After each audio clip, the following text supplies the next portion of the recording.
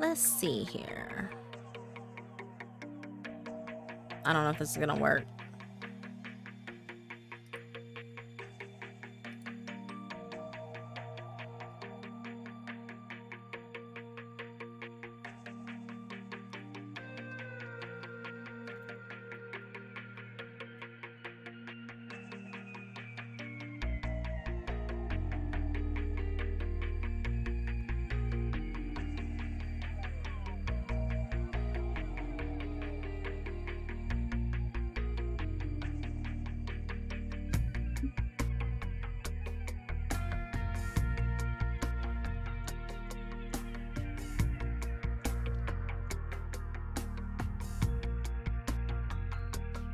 See.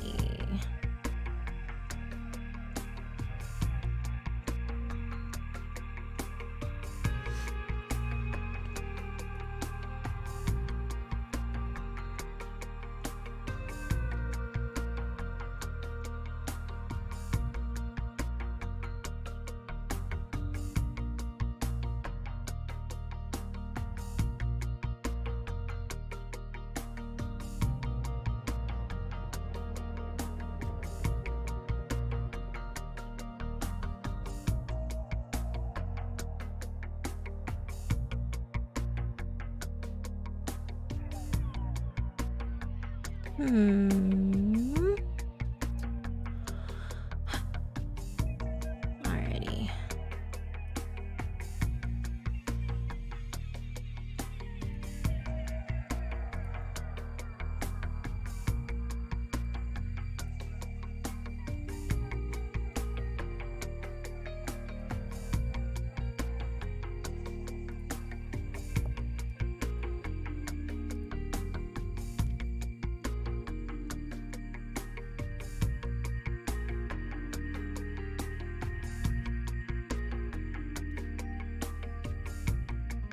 I gotta send out the social media pings, guys. Hang on.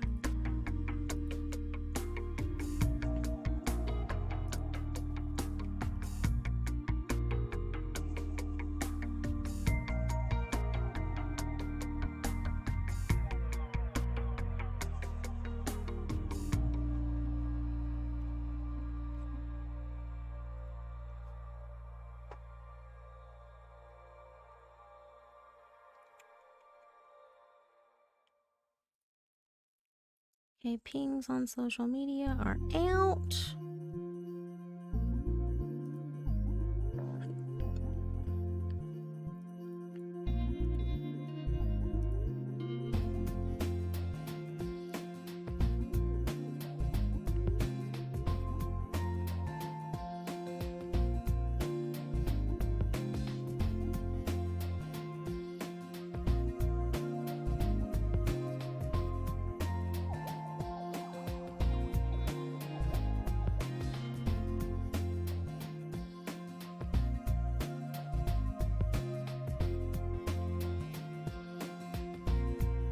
But hey guys, I hope everyone's doing good. Oh gosh, the level grind. Alrighty, I'm still testing stuff out, so just bear with me. Aw, hey Queenie. Let's see.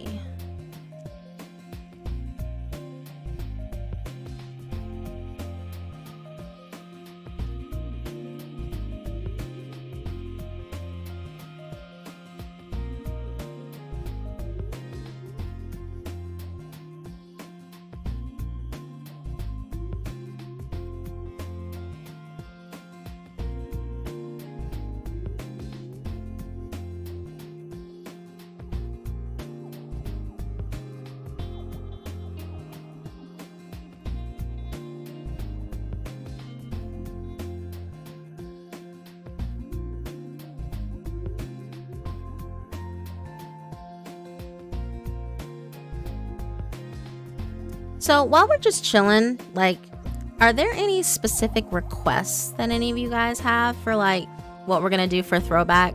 Like any story you want to hear in particular for throwback today? Or rather, I'm gonna go back and peruse and play them back. I am taking requests.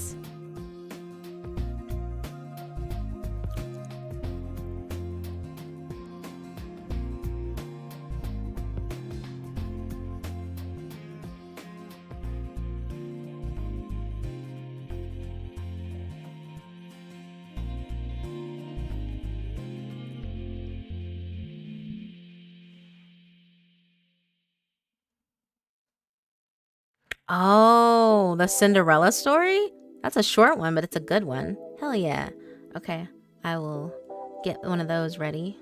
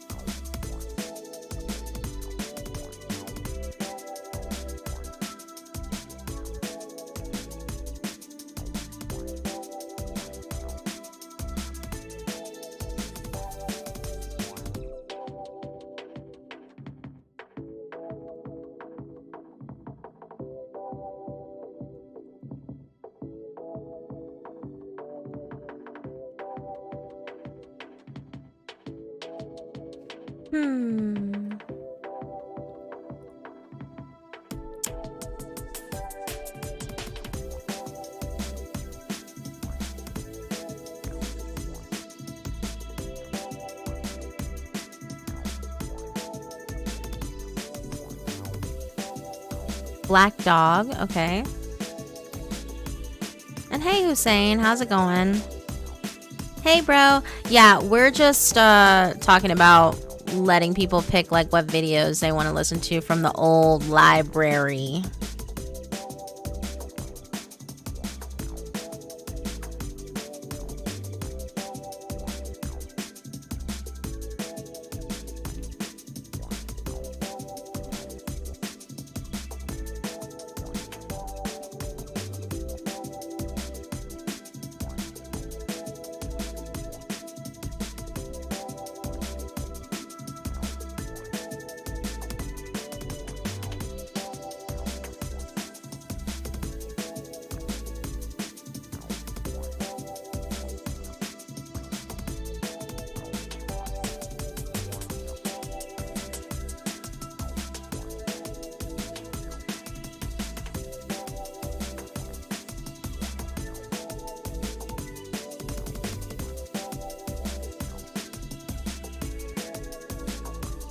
Whimsy wood. Okay, so we got Black Dog. We have Cinderella story. Whimsy wood. I need to pull up a notepad for this.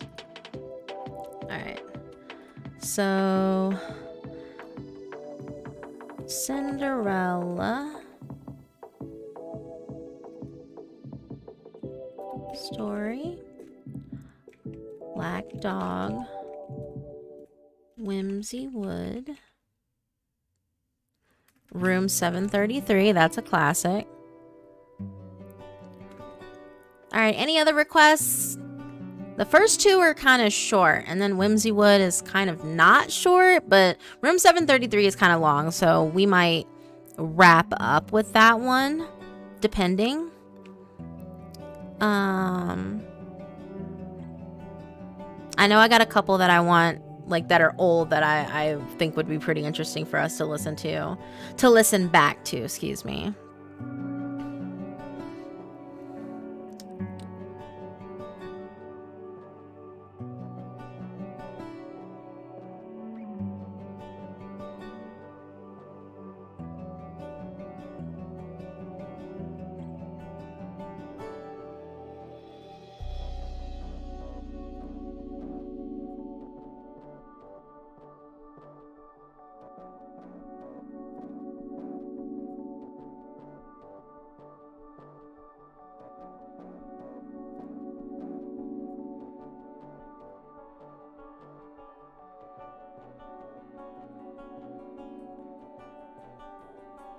right. Bye, Queenie. The showers? Okay. Ooh, steaks. Where's my steak? Give me my steak, bro. I want food. Okay, so if we're gonna do the showers, we gotta do part 1 and part 2. We can't just do part 1 of the showers. That's like... I mean, technically I could just do part 1 of the showers, but that would be really messed up. Leaving you all hanging like that.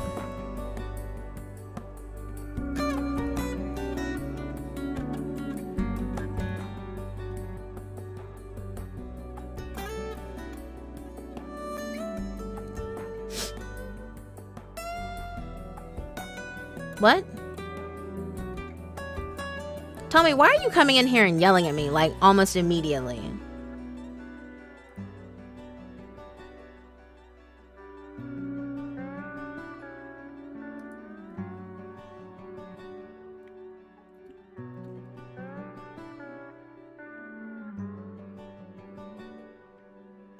Yeah, I want steak. I want bro's steak.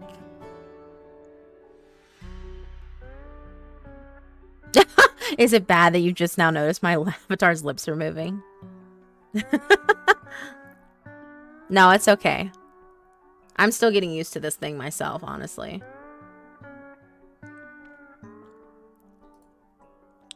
Hello, C-Max. Cymax. I hope I'm saying that right. Oh, gosh.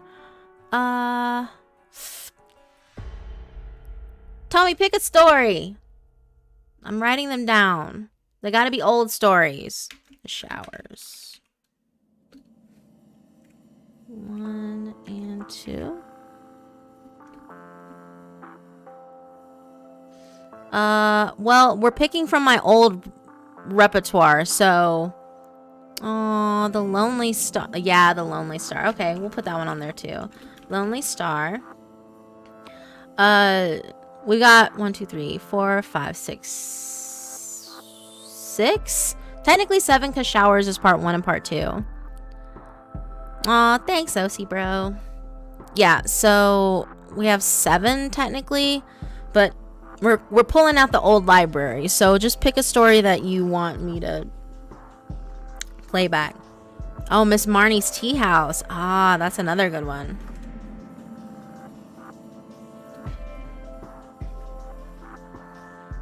Those are also good.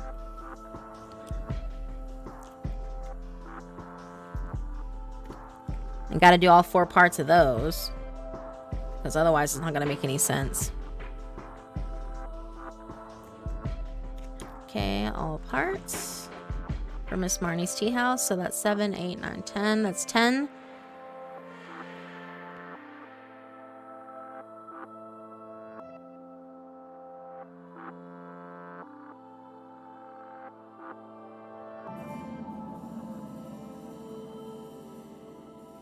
Five-hour stream. No, it's not gonna be 5 hours. At least I hope not. Some of these stories are only like 15. Why I sleep with my bedroom door shut? Okay. Hello, V8. No, I don't want to do it confusing. I mean, granted, the only real ones that you really have to concern yourself with Miss Marnie's Tea House is, I think, part 3 and 4. Those have to be together. Hey, Brian. Hello, David.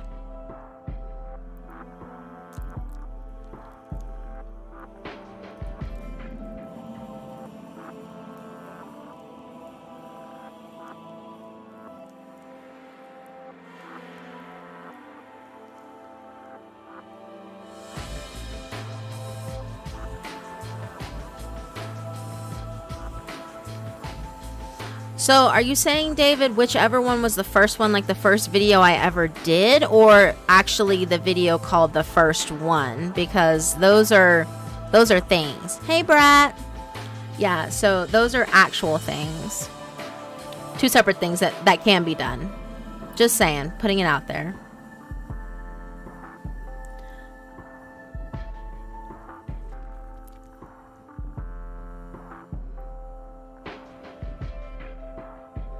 Unmarked postage. Okay, yeah, that's a really old one. Okay. These are good, guys. Keep them coming. Unmarked postage. Good to see you too, Matt. Good to see you too.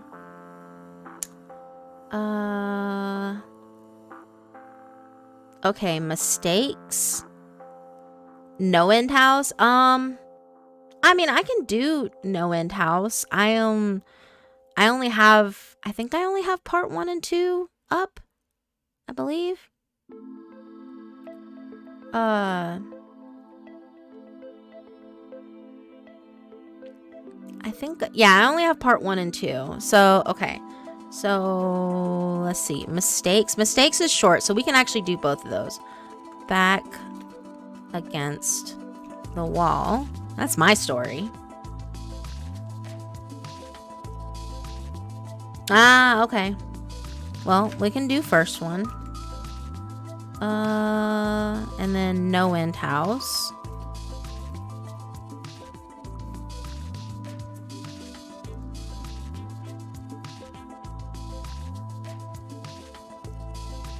Okay.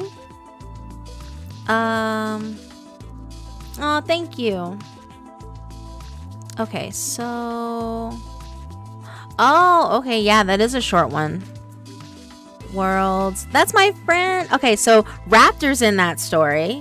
Raptor's in that story, and my friend River is also in that story. So...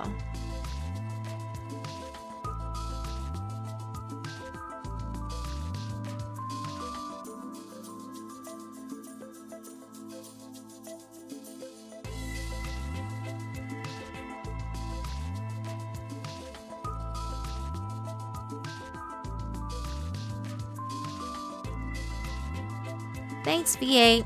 Honestly, it didn't really take a whole lot of time. And I think the rigging was probably the hardest part. I just took a bunch of assets and put them all together.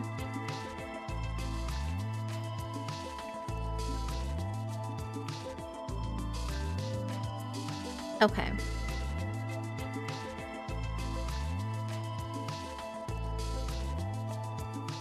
Alright, so we have a good chunk of stories now. 1, 2, 3, 4, 5, 6, 7, 8, 9, 10, 11, 12, 13, 14.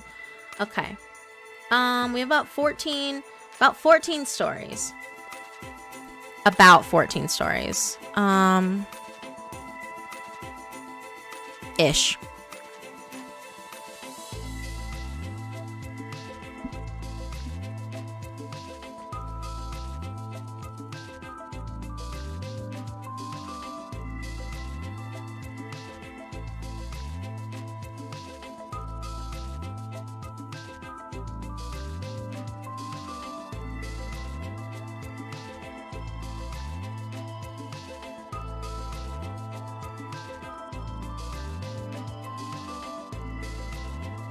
No, I'm not going to read up until campaign time just because I need to, like, eat something.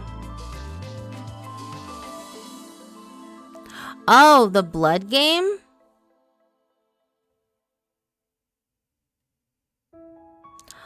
There's no continuation to Back Against the Wall. I know people have asked me to, like, do a sequel to it. I just haven't gotten around to it yet.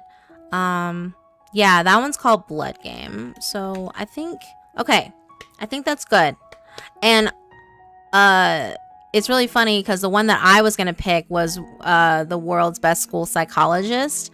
So yeah, Blood Game, also a great one. Yeah, we'll get started. We'll get started with this. All right, time to swap windows. Let's see if I did this correctly. Aha! I did. Yes. Okay, cool. All right. So, 1 second. We're gonna do this here. Gonna pause the music. All right, cool. Let's see.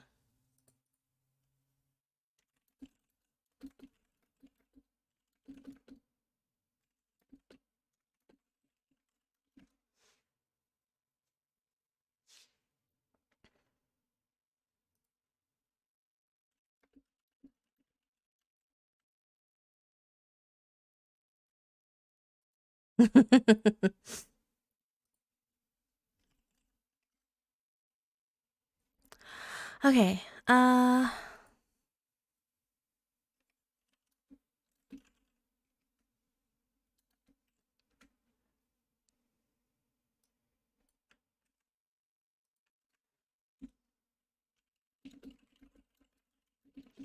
Alrighty. We'll start with Cinderella story. So let's go here. I think it's up at the top, maybe.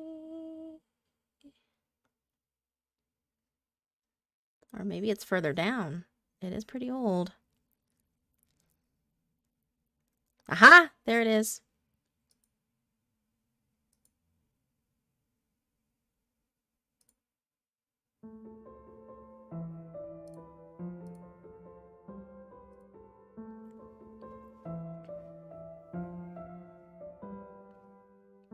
Oh, Mom. I knew when I saw the policeman pull up to our house. That big, burly guy had my sparkly red heel.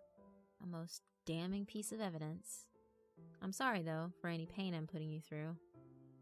But, Mom, I just wanted to go to prom. Yes, I did drug Michelle. I slipped some Ambien into her secret vodka stash, vanilla flavored, of course. What? You didn't know she drank? Did you think I was the only bad seed? Pfft, no, not because I hated her or wanted to get revenge on her. I'm not that petty. Jeez. And I love my twin, even though she's a bitch sometimes. I washed out all the dye from my hair and applied concealer to my visible tattoos. Don't you remember when we were younger, before she became a cheerleader and I decided cheer was not my thing? No one could tell us apart. So I wore her dress, spritzed some of her perfume on me. But I wore my own shoes. My feet are huge. And I tucked her into my bed and waltzed downstairs to meet my date. Well, Michelle's date, technically. Her boyfriend, actually. I kissed him square on the lips, just the way Michelle does, and took the corsage and stood for 1 billion photos. Why would you take that many? Seems pointless now, doesn't it? But Mom, I just wanted to go to prom with Michelle's boyfriend. He rented a limo for prom, and he opened the door for me. I didn't realize he treated Michelle like a queen. I felt so pampered and special. Of course, we got voted prom king and queen. How could we be anything else? We danced for a couple of hours and talked to everyone. He was so polite and loving and respectful. His hand gentle around my waist, occasionally pulling me closer when other boys stared too long. It was endearing, his jealousy. Someone spiked the punch, how typical. Once we got a little tipsy, we decided to leave along with some of our friends. But Mom, I just wanted to go to prom with Michelle's boyfriend so I could go to the after party. It was at Sarah's house. I know, hard to believe she's such a good girl. Anyway, it was a rager. Keg stands and wine coolers and even some of her parents' expensive scotch. She got a real DJ to play drum and bass in the backyard. Much cooler than the band at prom. We danced for a bit and then we went upstairs to her third guest room. I wonder why they need so many. They never have guests. But Mom, I just wanted to go to prom with Michelle's boyfriend so I could go to the after party where I could take him to an empty room. We started to make out and he held me as if I was delicate, a fragile little thing. We got comfortable in the bed, but he rolled away from me after a bit, telling me that he wanted to bring us a couple of drinks. That's when I took off my shirt and got ready. But Mom, I just wanted to go to prom with Michelle's boyfriend so I could go to the after party where I could take him to an empty room and kill him. When he came back to the room, he didn't look directly at me, too careful with the drinks. He didn't really notice when I shut the door and locked it behind him. When he placed the drinks on the counter was when he noticed. The tattoos on my stomach and the knife in my hand. I stabbed him 13 times, Mom. I counted. The knife made a horrible, slippery sound every time I pulled it out of his body, but I kept going until his eyes glazed over and his breathing stopped and his blood pooled all over the floor. I gave his body one last stab for good measure. Why? Why did I do it? But Mom, I just wanted to go to prom with Michelle's boyfriend so I could go to the after party where I could take him to an empty room and kill him. Because 2 months ago, he raped me. You wouldn't think that of him, would you? Such a gentleman, this town's golden boy. But that night, he hadn't even drunk anything. Michelle had gone home early from the bonfire party because she was sick.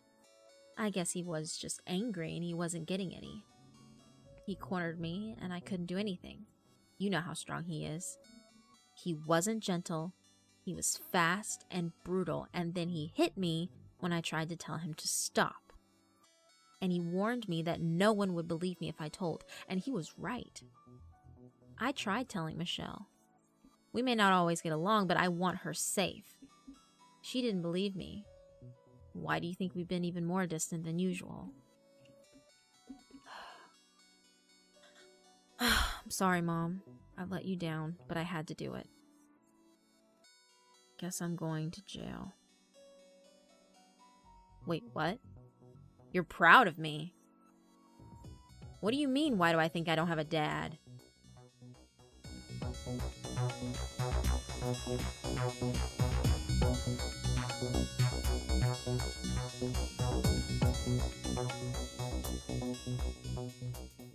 What a twist. Oh, wow. The old ending screen, too. This is how you know it's old, guys. Oh, man. Okay, that was cool. All right, let's see here. We're going to go back. And I think the next one is... God, remember my old thumbnails, guys? Remember when I had like the Toho character from in here? Flandry Scarlet. Oh gosh.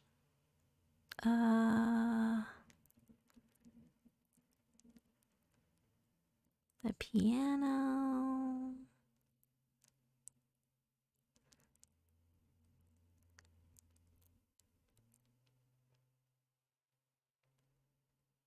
Aha. Here we go. All right. Next one is, we'll kind of alternate. We'll do short, long, short, long, short, long. Kind of keep it, going.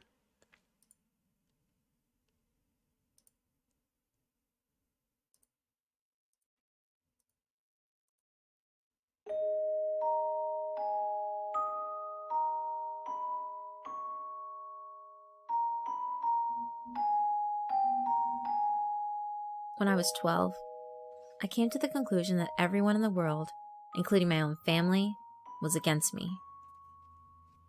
I was never a problem child, but my parents sure treated me like one. For example, I used to need to be home by 5 p.m. every day. This clearly restricted my amount of playtime outdoors. I wasn't allowed to have friends over to play at the house, nor was I allowed to go over anyone else's. I had to finish homework directly after I came home from school, no matter how long it took. My parents refused to buy me video games and forced me to read books and then write a book report on them to prove I actually read it. Now, even though those rules listed above were quite frustrating to me as a child, they aren't what upset me most. What really hurt me was the lack of compassion on behalf of my parents. My mother was a bitter woman who always made me feel guilty of accidents or mistakes I've made. My father only knew one emotion: frustration. The only time he spoke to me was when he screamed at me for receiving poor test scores or beat me for misbehaving. But enough about them. Let's talk about my school's psychologist. For his own privacy, we will call him Dr. Tanner. Like most junior high schools, a psychologist is always available on campus during school hours to assist any students in need of counseling, whether it is emotional, academic, social, behavioral, etc. To be honest, I have never seen any students talking with Dr. Tanner. Every day, I would walk past his office on my way to the cafeteria and peek through his door's little window. He would always be alone in there, working on some paperwork. I guessed that most kids were too afraid to speak about their problems to an adult who was practically a stranger. For this reason, it took me 3 weeks to muster enough courage to go into his office. March 2nd, 1993 was the day I decided to voice my troubles to Dr. Tanner. During lunch break, I stood in front of his office door and knocked. Through the window, I could see him raise his head, smile, and motion for me to come in. I did. He greeted me by introducing himself and asking for my name.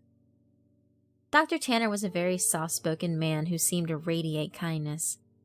In less than 30 minutes, I rambled to Dr. Tanner about how mean my parents were to me and how they didn't care about me at all. After a while, my voice began to quaver and I stopped speaking. The psychologist listened patiently to my whole spiel, arms folded and head nodding. I half expected him to begin talking about how everything I had just said was untrue and that my parents loved me dearly and blah blah blah. But he didn't. Dr. Tanner leaned towards me with a grin on his face and said, "You know, I am the best school psychologist in the world. I promise we will fix this." I rolled my eyes. "Okay, but how?" I asked. "I have my ways. I'm a man of my word.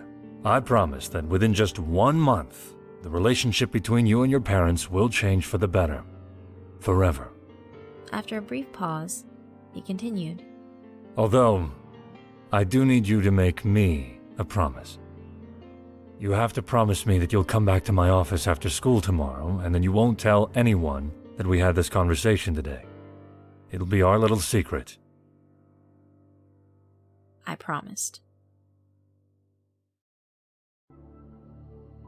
The following day, I returned to Dr. Tanner after school. It was around 4 p.m. when I entered his office. After a warm welcome, he asked me to have a seat in front of his desk once again. Upon sitting down, I watched Dr. Tanner close the blinds of the door's tiny window. There. Now we have all the privacy we need. We began to talk about my likes and interests, my favorite subjects in school, my least favorite teachers, and things of the like. About an hour into the conversation, Dr. Tanner offered me a soft drink. I gladly took the offer, considering my parents never allowed me to drink soda. Dr. Tanner reached over to his mini fridge and fidgeted around before setting down 2 open cans of soda on the desk. Afterwards, we continued to talk about what was going on in my life, but it wasn't long before I passed out from whatever drugs Dr. Tanner placed in my drink. It took me a minute or so to adjust my blurred vision upon waking, and when it did, I had no idea what to think. I was handcuffed to a bed, and my mouth was sealed with duct tape. I immediately began to panic, squirming and tugging at the cuffs, but gave up soon after. My eyes widened in disbelief after looking around the room. There were posters of superheroes pinned up along the walls and photographs of famous athletes on shelves. In the middle of the room was an old television and Super Nintendo, various game cartridges stacked alongside it. I didn't know what to think.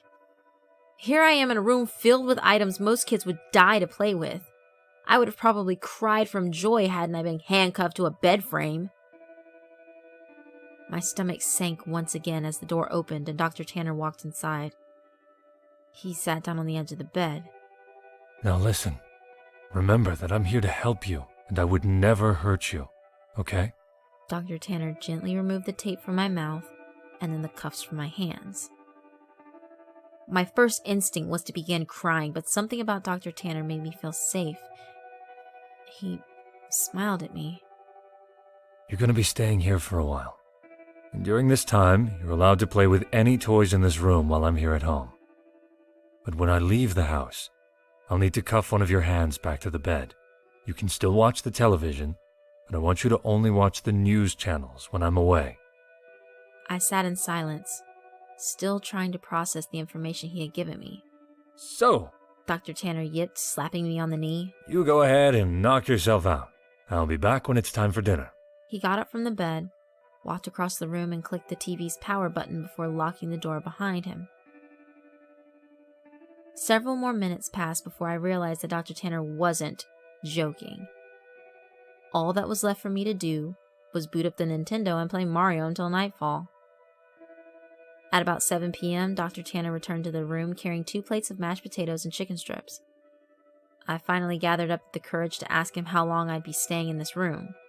Well, about a month. Give or take a few weeks. I just have some work I need to do. The following morning, I awoke to Dr. Tanner's hand patting my head. Hey, bud. You don't have to wake up right now if you don't want, but I'm gonna need to put this back on, He whispered, clamping the cold steel handcuff onto my wrist. I gazed up at him. He was wearing a collared shirt and slacks, a coat draped over his shoulder, and a suitcase at his side. He looked just how he always did when I saw him around school. Before leaving, he placed the TV's remote next to me and told me to turn it on and watch the news. The first thing I saw upon turning it on was a breaking news segment. An important-looking police officer stood at a podium surrounded by people with microphones. I happened to begin viewing halfway through his speech. A statewide Amber Alert has been issued as of this morning. We have several investigators working towards identifying potential abductors, but as of right now, there is not much evidence. Faculty members state that the child had been last seen around 4 or 5 in the evening on... I began to feel nauseous as a photograph of me appeared on the screen. It was my yearbook picture from last year. Captions for the photograph displayed my name and age, my school, and my town. Above my picture were alternating titles: FBI begins search for child, and Kidnapping suspect unknown, and Potential runaway. The live footage continued, and 2 figures I soon recognized as my mom and dad stepped up to the podium. Both appeared to have reddened eyes. Tears streamed down my mother's face as she took hold of a microphone. I'd never seen so much emotion come from my mother before as she wept on live television, stuttering on sentences such as, "Please return my baby back to me," and "I'm so sorry," and "Please come home to us." When my father took the microphone, I nearly expected his attitude to be stone cold, but he, too, had tears in his eyes. He pleaded to the world to bring his daughter home safely, and lastly begged for my forgiveness. I know I haven't been the best father, but... God damn it, do I wish I had been now. Please bring my child back. I turned the power off shortly after. My emotions were mixed, for I had never once seen my father cry. I felt miserable that my parents were being put through so much, but at the same time, I felt relief. I now know how much Mom and Dad love me. Nearly 4 weeks have passed, and Dr. Tanner has been treating me with the utmost respect. He leaves me in the morning cuffed to the bed frame, but returns in the afternoon to eat lunch and dinner with me, talk, and play games. I never would have guessed how good Dr. Tanner was at Monopoly and Scrabble. But one morning when Dr. Tanner woke me before heading off to work, I noticed a stern look on his face. I also realized that it was 3 hours earlier than when he usually wakes me up. You need to watch the news today, no exceptions. I want you to keep the television on all day and pay close attention to it, he stated grimly. I, of course, complied and watched him exit the room. About 2 hours later, a breaking news segment interrupted the toothpaste commercial I was watching. The title: Human Remnants Found.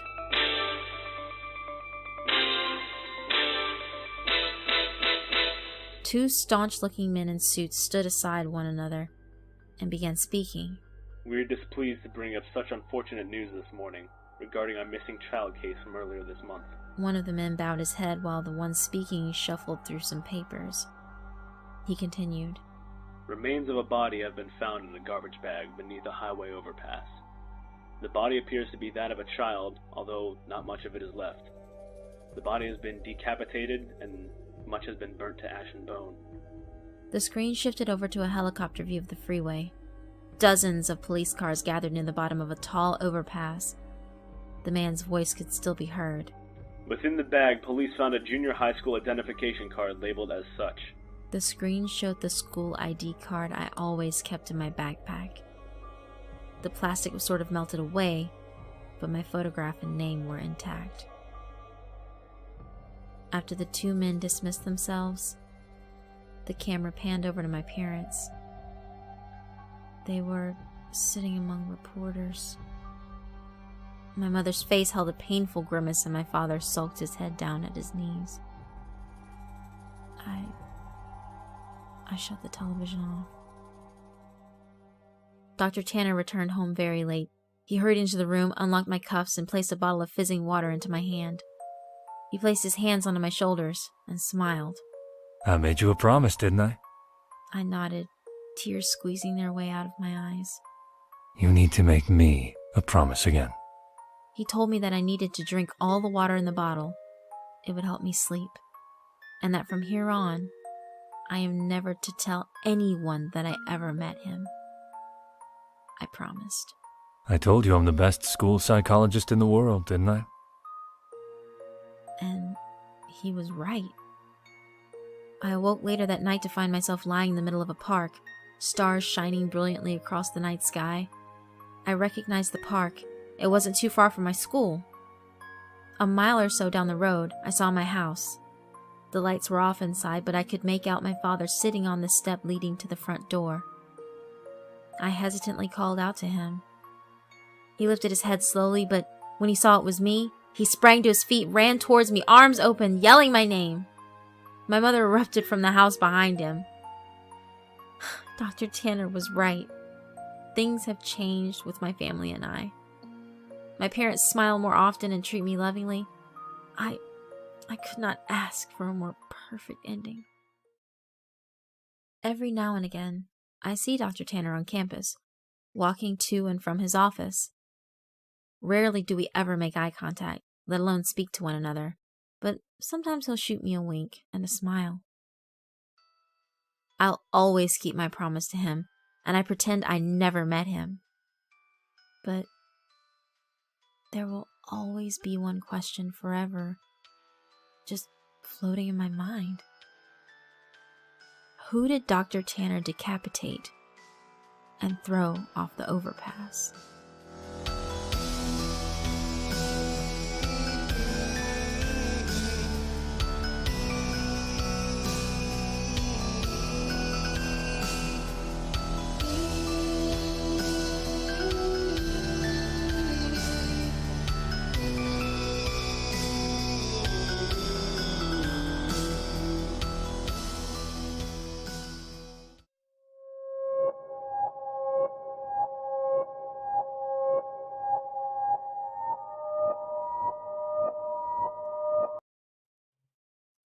It's always such a good one.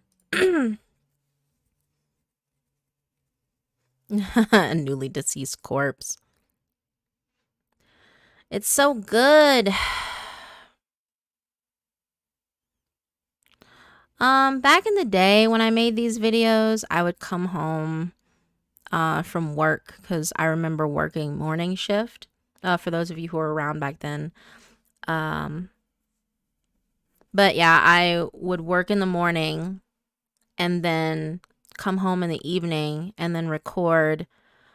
And then after recording, I would edit the video and then have it fully rendered out and then ready to be uploaded and go live the next day by 8 p.m. before I go to bed because I had to get up in the morning. It was awful. I can't believe I used to put out videos every day like that. It's too much. It's too much, guys. Alrighty. So next on the list, we did Cinderella story. We did world's best school psychologist. All right, so we're going to do a short one next.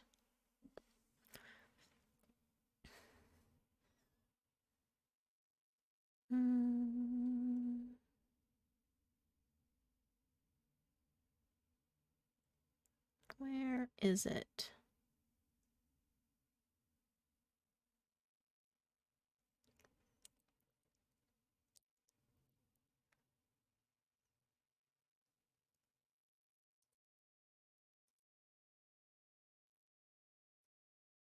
I didn't even have an intro back then either. Like, these are old glasses. Yes, I wear well, I wear glasses in like real life, but I don't need them to see, if that makes sense. I wear them so I can protect my eyes from damage from being on screens all the time. Okay, so this is Black Dog. This was the first horror narration I ever put on the channel, I believe. If I'm correct, this is the very, very first one. So, here we go.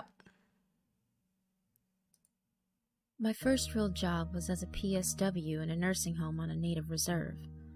PSW, for the uninitiated, stands for Personal Support Worker, but we in the industry have agreed it's more like professional shit wiper. I'm the girl who wipes your grandma's ass, basically. Of course, I also bathe her, feed her, clothe her, wheel her around, and sometimes I even get to talk to her. Most residents, though, are functionally nonverbal. Nursing homes provide the service of prolonging a lingering death, and over time it's easy to look at people with their clawed hands and open, gurgling mouths as not fully human. The work eventually will erode your soul. Shit wiping aside, the island reserve itself posed some issues. On the island, most people let their dogs loose maybe for days at a time. This used to be pretty common elsewhere, but it's fallen out of favor the last 50 years or so. And it's not hard to see why when those dogs form terrifying packs. I'll admit I'm afraid of dogs, and there was one around the nursing home who got to me the worst.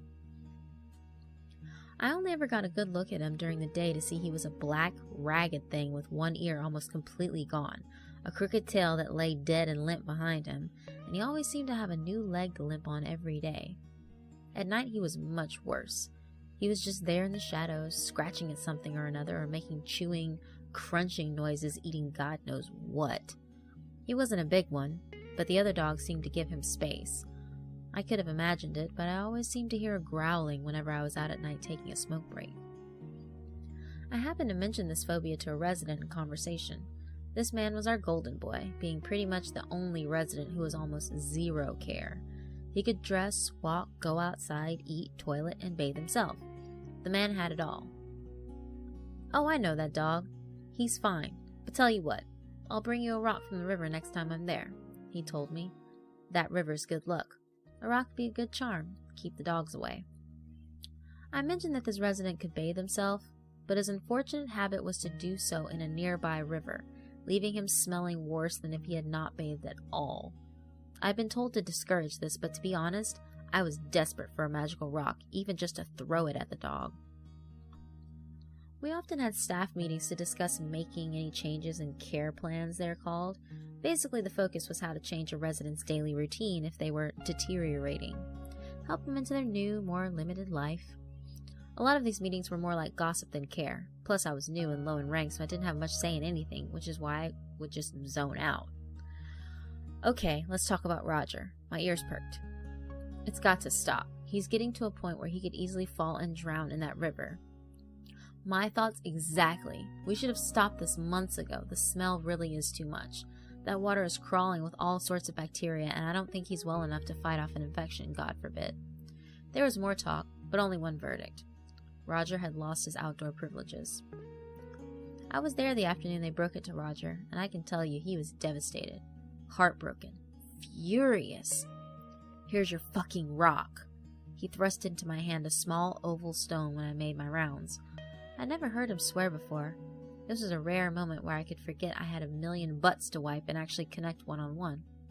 His eyes were welling up, and he'd quickly turned them towards the window. Men at any age don't want to be seen crying. What gem of wisdom, as a 20-something, could I pass to an elder who'd just lost his freedom? All I could do was take his hand, catch his eye, and make him see that I shed a tear of my own. It was the evening shift, 2 to 10, and for a change the director of care would be keeping the same hours. She was more of a 9 to 5, but she took the occasional late shift. Mostly I was impressed at Roger's self-control for not wanting her blood, since she was the one who took his freedom and he knew it. If anything, he seemed very focused and calm. I took this as a sage reaction, like a man coming to terms. It was a very quiet night. Very quiet until Roger started howling.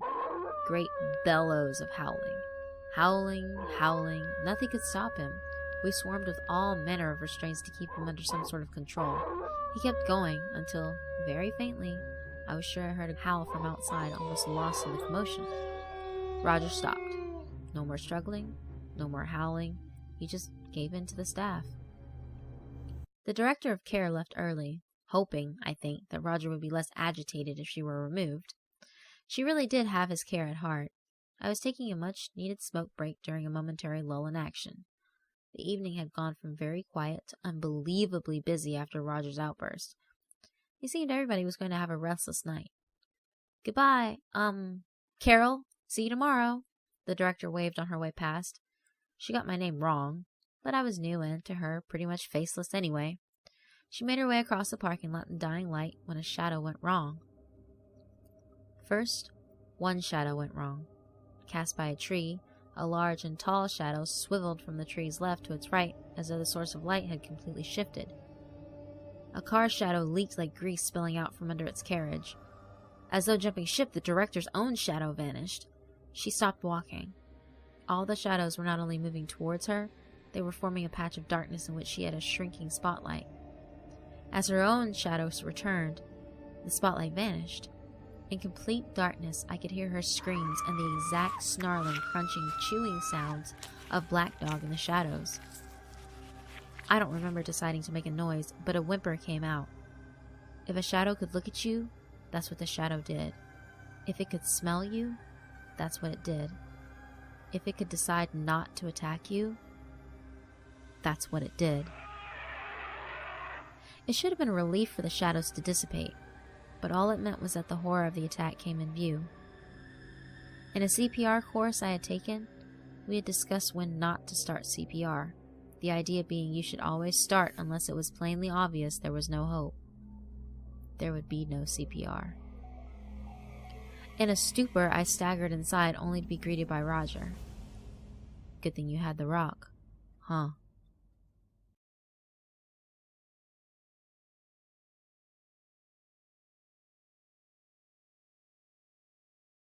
Man, I didn't even have an outro back then. Holy crap. This is old. I didn't have an outro. I didn't have an intro. I just had the words on the screen for the title of the story. Wow. That is a throwback.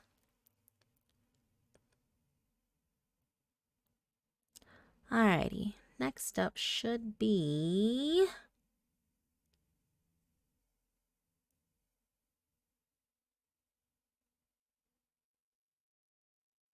this one?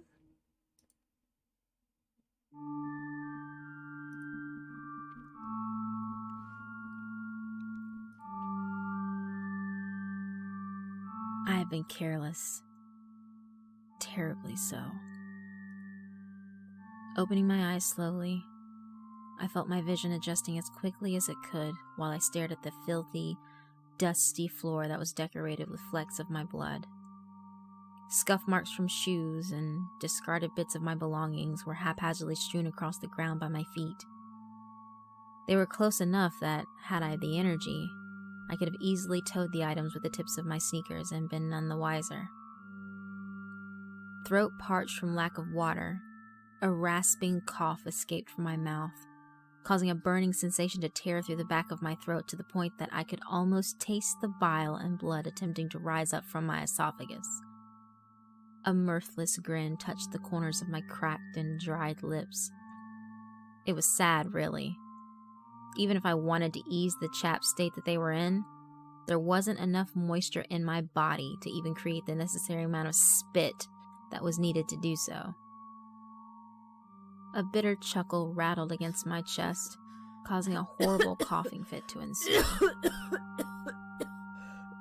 Leaning forward, I felt the shackles tearing into my flesh at my wrists, while the chains jangled in response to the hold they had on me. No matter how much I pulled, the restraints were holding me securely against the brick wall at my back. I only succeeded in stirring up more dust to float around me, bits of the brick gathering at my feet. You are a fool. The loud drumming of my own heartbeat reverberated in my ears. No. I blinked, eyes dried out, and yet I was unable to form tears to ease their pain. I am alive. But you wish you were dead, don't you?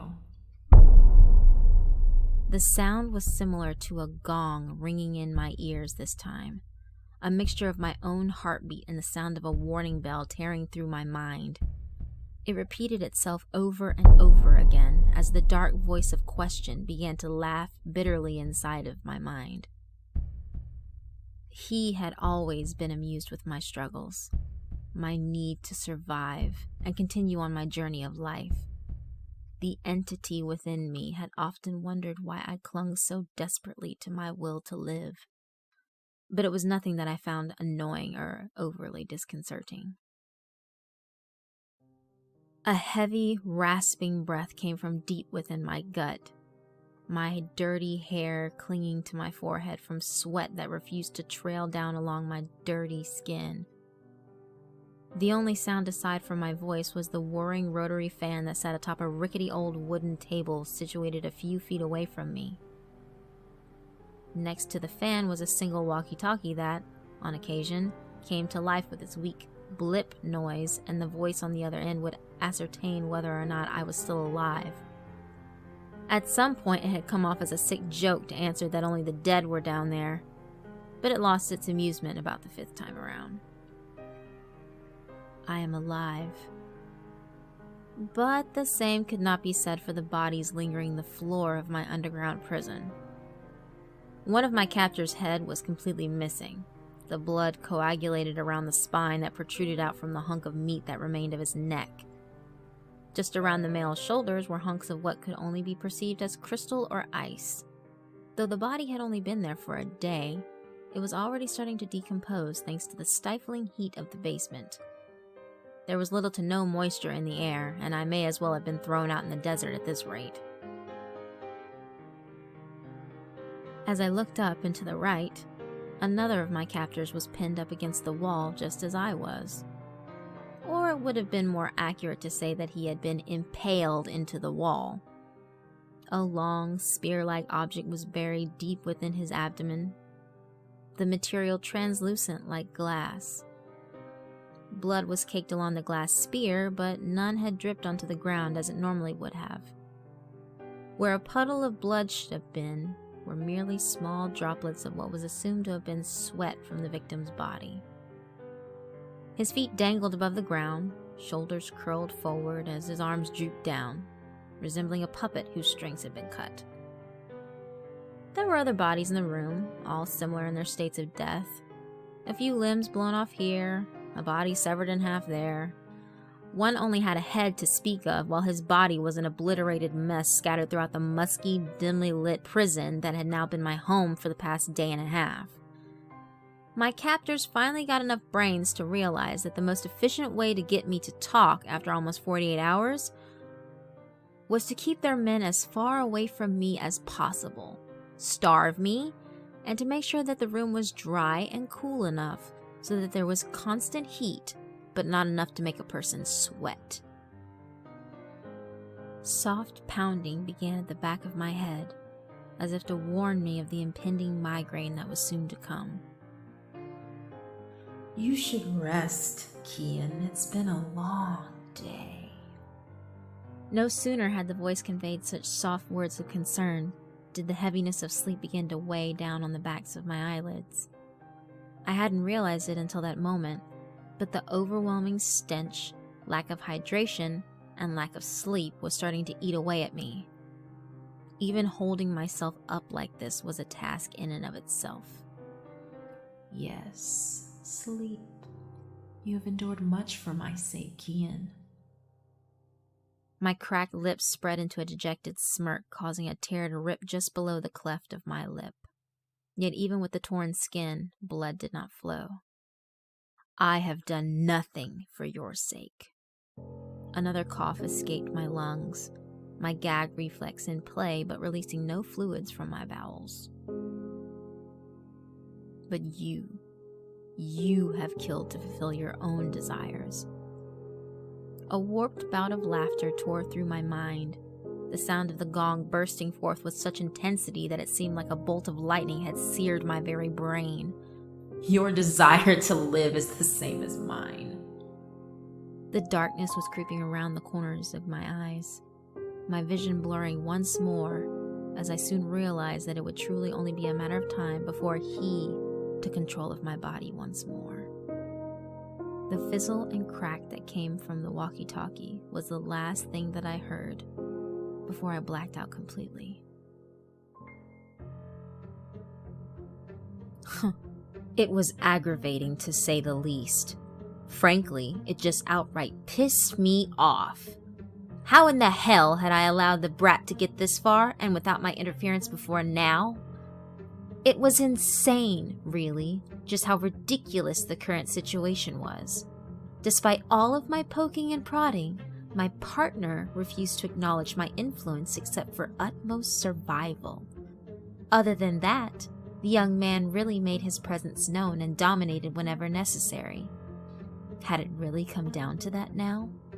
For utmost survival? I felt put out by such a thing. I scoffed, my eyes glaring off in various directions to get a better feel for the room once more. It was all so drab and I was disinterested, but would it curb my boredom in later minutes and seconds? I wasn't so sure, to be quite honest. I pulled at my bindings, the chains rattling with resistance as the slightly rusted cuffs of my shackles dug into my skin. While I was fully aware of the pain, it did little to affect me. My dry tongue made an attempt to give adequate moisture to my horribly dry lips, but that was pointless. My eyes narrowed harshly at my bindings as I attempted to piece together an appropriate plan for our escape. Have you decided to give up yet? You won't go another day without water in that hot box. I won't need another day, I said flatly. I turned my head, listening to the voice grunting with displeasure from the walkie-talkie. Whoever that guy was, he was starting to piss me off. Just give me 10 minutes and I'll come up there and drink the blood straight from your eye sockets before skull-fucking the shit out of you. What the fuck did you just say? Oh, I'm sorry. Did I not make myself clear enough for you? My arms grew taut as the muscles pulsed with power, digging into my flesh and ripping through my skin. The soft pitter-patter of blood falling to the floor caused the lips that belonged to my host to smirk, another tear successfully revealing itself on my bottom lip this time. Again, I twisted my hands against my restraints, pulling and yanking the chains upwards and downwards as more blood began to fall from the wounds growing in size along my wrists. I am going to murder your fucking faces and skull fuck every single one of your corpses, you shit-kicking motherfuckers! Maniacal laughter exploded from deep within my lungs as I lifted my head toward the ceiling. Rushed footsteps and the clacking of rifles could be heard from the walkie-talkie, but they would not be able to kill me no matter how much they wanted to. No matter how many magazines they emptied and no matter how many threats against my life, or my host forbid, his manhood, my victory had been guaranteed. It had been decided the very moment that my own blood slid down into the palms of my hands as my fingers curled into the thick, coppery-smelling liquid that flowed through my veins. When the pads of my fingers had been coated into a decent amount of blood, I smeared what I could along the rough metal of my shackles and my darkness took control, freezing the red liquid instantly, and in a flash my bindings exploded from the sheer pressure of the liquid constricting along the metal. Heavy-booted feet thundered down the steps as I smeared more blood along my other restraint, causing it to freeze and explode. Before my first captor could make it down the steps good, I was racing forward to swipe up the canteen of one of my earlier victims, quenching my thirst and then pouring the water over my body. A gunshot exploded in the room just as my body was freezing the water from head to toe, causing the bullet to bounce off my person and ricochet off a nearby wall and hitting one of my enemies in the leg, who was following closely behind the first. Seconds ticked by and I curled my shoulders forward, a surge of power rippling throughout my form as spikes of ice covered me completely in the hundreds of various shapes and sizes. And the last thing that they ever saw was the cruel smirk etched on my lips before a hailstorm of ice lances and needles spiraled and rained down upon them. I rolled my neck, the sound of my bones popping echoing softly in my ears as I glared at the vermin on the dirt at my feet. Several were bleeding from the mouth and nose, others were frozen solid, and one remained rolling around in pain. My lip trickled a trail of blood, and a nice cut was just below my left eye. My dirty hair no longer slicked back as it had been a few seconds ago, but all around my face to where I could barely see anything. Not that I needed to. Spitting at the ground, I slowly wiped a thumb across my lip, smearing the trail across my chin as the last remaining of the disgusting roaches I'd beaten to death and into the ground rolled onto his back to look up at me, my victim's glare nowhere near matching my own, but the attempt amused me. You lousy son of a bitch. I pushed back a smirk as I cracked my knuckles, water dripping from my bangs due to the ice that had melted thanks to my own grip growing lax on the ions in the water itself. Think you'll get away with this? I scoffed, my hair falling across one of my eyes as I narrowed the other. Oh, I don't think, I said, stepping toward the guy and then raising my hand up in the air where water dripped from my fingertips. I know. Curling my fingers into my palm and with a thrust of my fist, I smashed my knuckles into the human's jaw and watched as the water began to mix and fuse with his blood, his body crystallizing from the liquid that was freezing his entire form. Just before the human's lips were completely frozen, he moved them once more. Who the hell are you? What are you? I spit again, reached into the bastard's back pocket for his smokes and popped one into my mouth before lighting the end quickly. I grinned, raising my foot in the air as the man blinked his eyes one last time, the fear clear in their dark depths. Oh, God. Letting the smoke exhale out of my nostrils, I slammed the heel of my sneaker into the man's head, crushing it underfoot as chunks of ice and meat exploded in different directions. Sighing, I let the smoke leave my nose and I slipped my hands into my pockets as I stared out the window across the ways on the other side of the room, into the evening sun. It was setting slowly across the horizon, behind the tall buildings and the dark silhouettes of what I had at first assumed to be trees, but soon realized were merely power lines. What a beautiful, blood-red sky. I sighed once more, a look of pleasure spreading across my features as I made my way toward the stairwell of the concrete bunker I was in. So beautiful. My eyes fluttered open and I suddenly realized that I was walking once more, the sound of my feet shuffling through the sand reaching my ears. It was unbelievable to think that my own body had been moving without my mind. Again! Apparently I had needed more rest than my body actually did. A small smile formed on my slightly wet lips as my head bobbed up and down with my steady pace along the golden wilderness. I felt my body rising and knew that I was going up an incline. As I reached this new area, I turned to look in every direction I could. The land was almost completely barren, but there was a riverbed beneath the crag I stood on and a small village several clicks heading off where I assumed to be the northwest.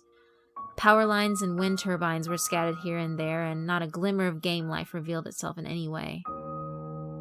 Was it really so late in the evening? My stomach groaned in protest as the thought of food struck my mind, reminding me that I hadn't eaten or had a thing to drink in nearly 2 days. Or had it been over 48 hours at this point? Yet, my lips were at least moist now. How had that happened? Just my luck, I thought, eyes narrowing in annoyance as I continued climbing up the ledge I was currently on. All this walking and I still don't see jack shit! My feet sunk into the barren land, and with each step I took, the weight of my past grew heavy on my heart.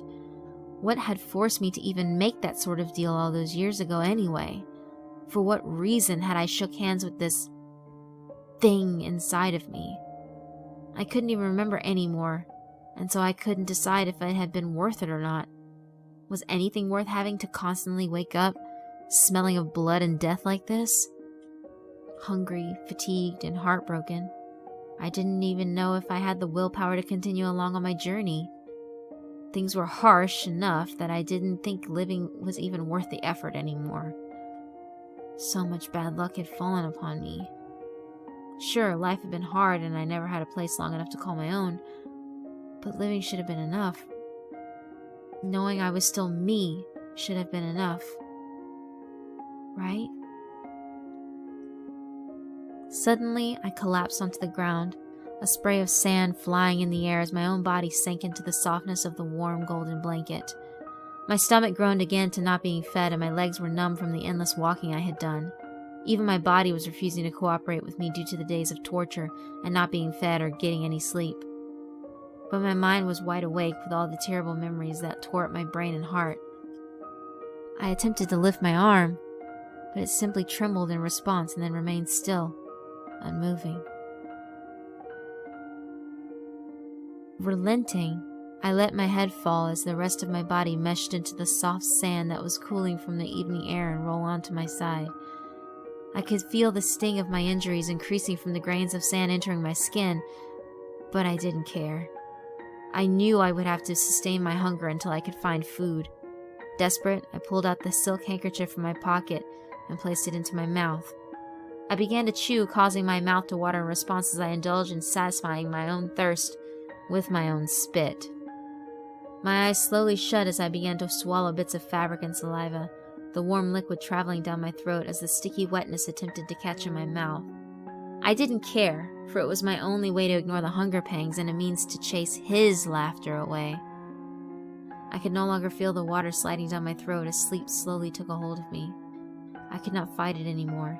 He would take over and maintain control again, while I had a moment to rest. I had no way of knowing what acts of cruelty would ensue in his wake, but I didn't have the strength to give enough concern as I knew I should. But at least one thing was certain. I am alive.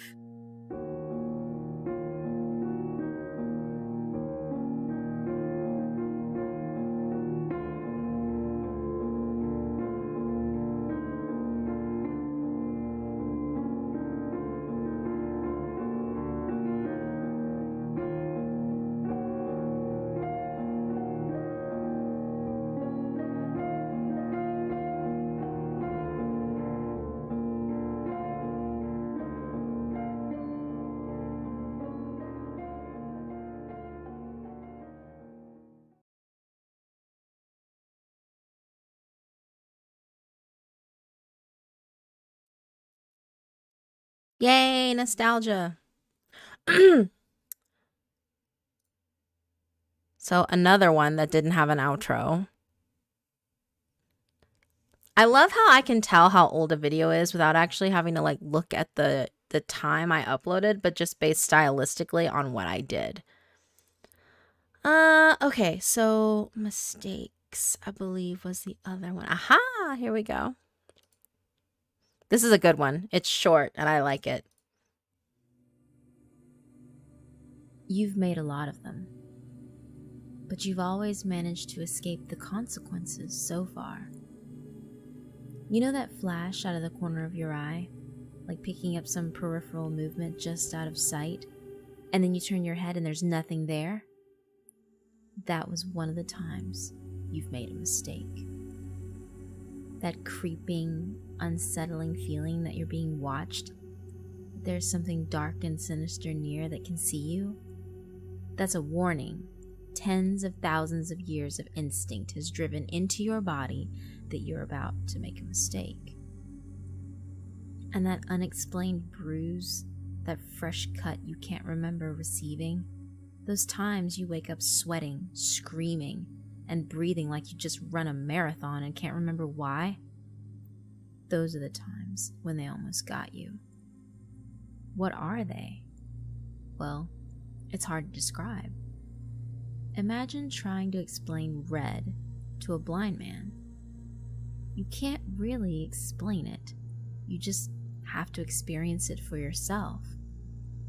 And you really don't want to experience this. I can tell you that you are just one thing to them: food. And they can keep you alive for quite a long time while they eat. You've probably heard at least one unexplained sound while reading this. Maybe it's nothing, but sometimes it's one of them trying to break through to find you. But they won't, not unless you make a mistake. When you make a mistake, it's like dangling a piece of meat in front of a pack of hungry dogs and then yanking it away again. Sometimes they don't react quick enough, sometimes they do. There are so many unsolved disappearances over the centuries, it's hard to tell how many were victims of their own kind and how many simply made one too many mistakes. You see, it's when people are most worried about making mistakes that they tend to mess up the most. What mistakes are there to make? Well, if I told you that, you just make sure you didn't do them anymore. And that would be a shame. We almost got you last time.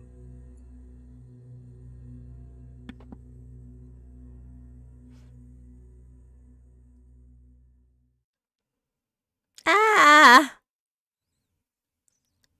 That was also back when I was playing with audio stuff. Yeah, audio stuff.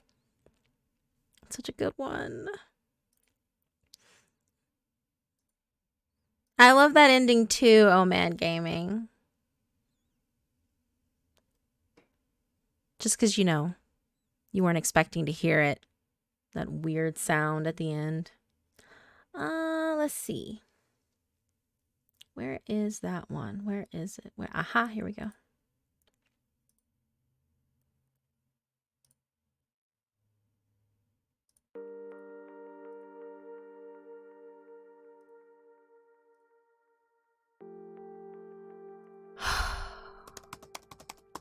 If only I'd been more careful, this never would have happened. If only I'd thought things through, I wouldn't be in this situation here, now, in the hospital, typing this out while sitting in this hospital bed, hoping that if the thing that got to me isn't just about me, if there's others out there it's also happening to, that they can learn from my mistake. I just hope it's not already too late. I just hope there's still something that can be done in time. I just hope my warning doesn't go unheard. Don't be stupid and end up like me.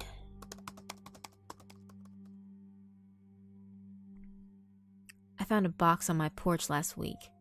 A giant, nondescript cube of cardboard sitting right outside my front door. I probably should have realized something was up right off the bat. I wasn't expecting a delivery. Stranger still, the box was completely devoid of anything to identify its origin, destination, or purpose.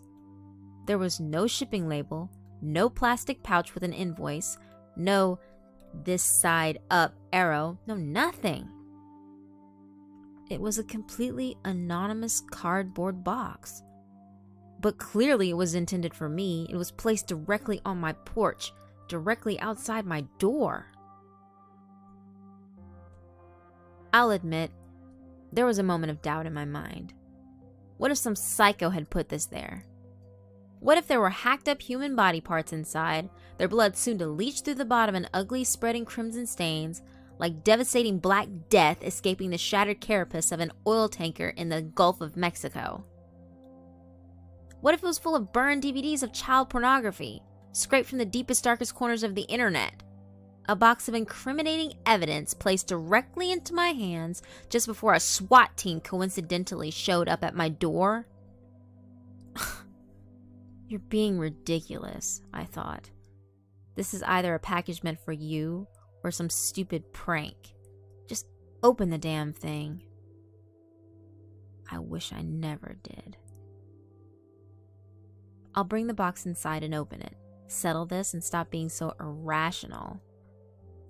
I bent down to lift the package, and expecting it to be heavy, nearly threw it through the roof of the veranda when I lifted it. It was light. Very light. Whatever was in it weighed almost nothing. The majority of that emptiness inside was probably filled with those styrofoam packing peanuts. I brought the box into the kitchen and grabbed a small paring knife from the drawer. I bent down on one knee to slice the clear packing tape that sealed the top flap shut, and a strange, unwanted thought entered my mind. I was a butcher, ready to slice open the carcass of a pig. A hunter, about to field dress a murdered deer. A surgeon, ready to slice open the chest of an unwilling patient and steal their heart for a black market transplant. The blade split the tape cleanly, perfectly in half, almost surgically, just like my last strange mental image. When I ran it over the center where there was a gap between the flaps, there was a small sound as air escaped. The last exhale of an unwilling patient. Whoever had packed this thing had done so that it was damn near hermetically sealed. I cut the remaining parts of the tape sealing the box flaps to the sides, and I'll admit that as I did, excitement rose in my chest in anticipation of finally discovering the mysterious package's contents. I lifted the flaps and opened the top of the box to reveal that it contained nothing. There was nothing in it. The box was empty. The box was empty. There was nothing in it. What? This doesn't make any sense. This doesn't make any sense. This is fucking surreal. There has to be something. Something! In disbelief, I ran my hands all through the inside, touching all of it, pressing my palms against the smooth cardboard, then hitting it, grabbing it, punching it. No, there was nothing. It was empty. Empty. Empty inside. Unreal. Fucking unreal. Surreal. A strange smell, a chemical, antiseptic smell mixed with something metallic was in the box, and now the air around me. I brought my hand to my face and could smell it on it too from where I had touched the cardboard. The box was empty now, but there had been something in it once. Something which left behind this strange smell that now filled my kitchen and coated my hands. Eau de Union Carbide. The latest fragrance from Paris. The smell of sterile green hospital corridors filled with patients dragging IVs hanging from little metal trees. The smell of a surgeon's instruments laid out in their roll ready to make the incision.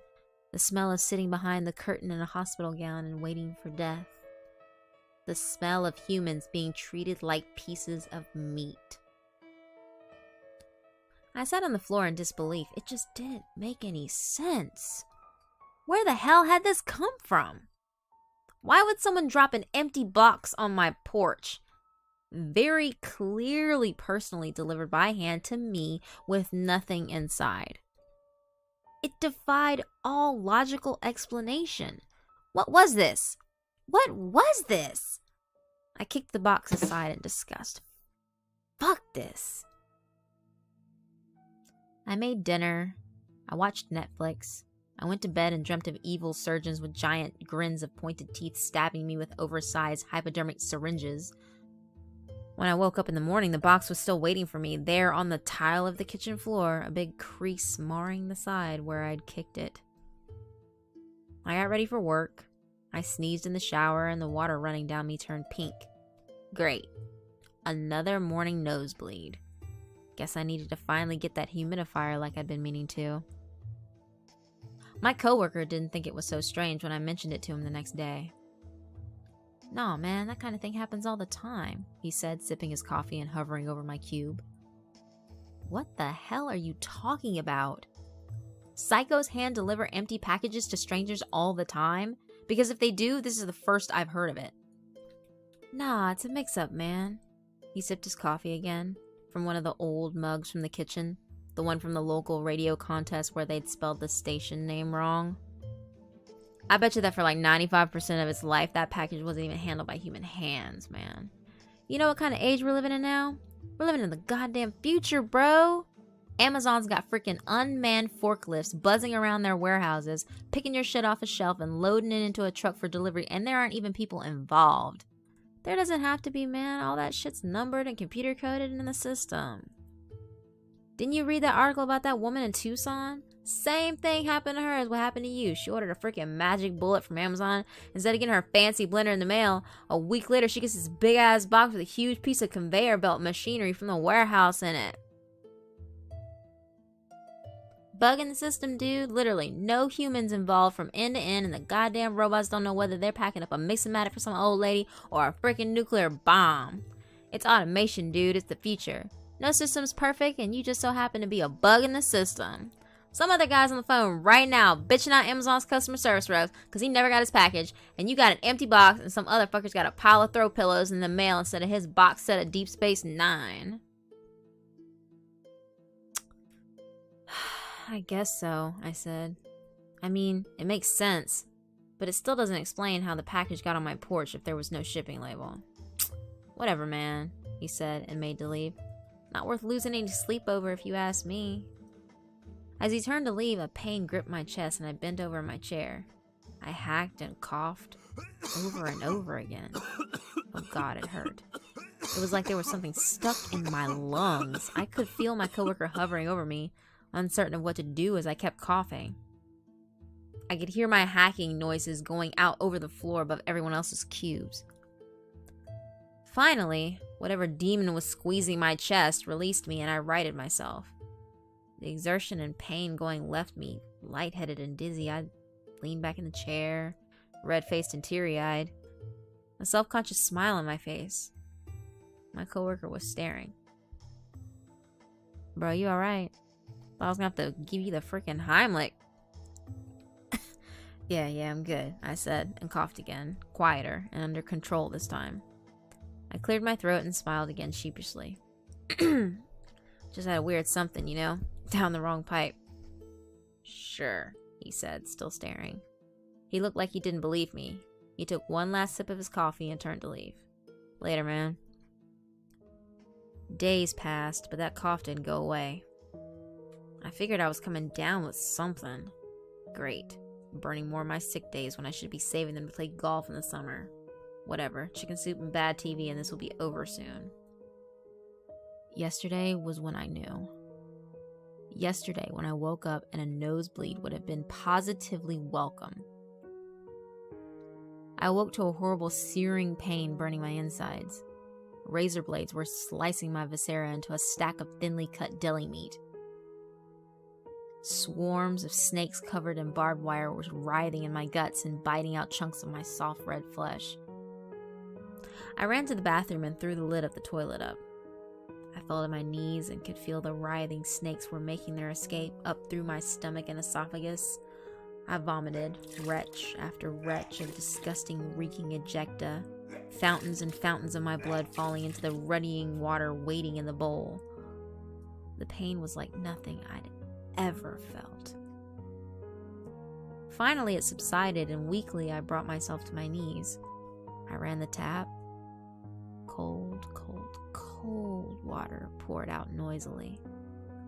I put my hands under it, grateful for a pain somewhere else, a welcome numbing distraction from the ordeal I'd just experienced. I splashed my face with the frigid water and stared at my weary eyes in the mirror. My weary eyes stared back. I drank the cold from the tap to rid my mouth of the taste of old pennies. I stared at my half-naked self in the mirror. The image came back to me, the grinning devil surgeons and their comically oversized syringes. We're coming for your kidneys. You won't need them when you're dead. Be there soon. I opened the mirror, took a handful of painkillers and closed it again. Something was horribly wrong. I had to go to the hospital. This was more than a cold. This was more than me failing to control the humidity level of my place during the winter. I called the hospital and explained what happened. I was too weak to drive, I said, afraid of what might happen if I did. Fine, they'd send an ambulance, be patient. I hung up the phone and went to walk out to the front porch, out to the veranda, where I'd found that stupid fucking empty box, that stupid empty lump of cardboard. When I reached the door was when I put it all together, when all the pieces fell into place. The box, the airtight seal, the smell, my coughing, and the final piece, the final nail in my coffin, hand-delivered just as the box had been. It was a plain white piece of paper slid through the crack underneath the front door. An ocean of white save for 2 tiny lines of text set dead center in the middle of the page. They were the naked, anonymous metal letters banged to the page from an old typewriter.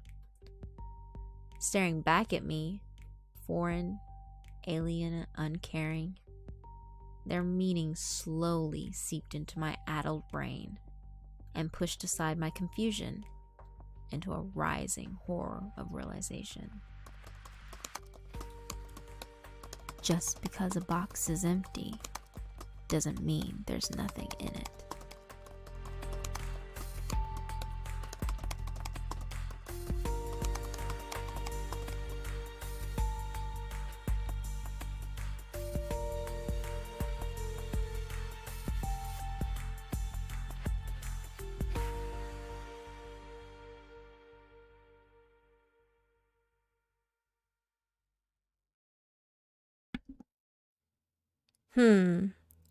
I know.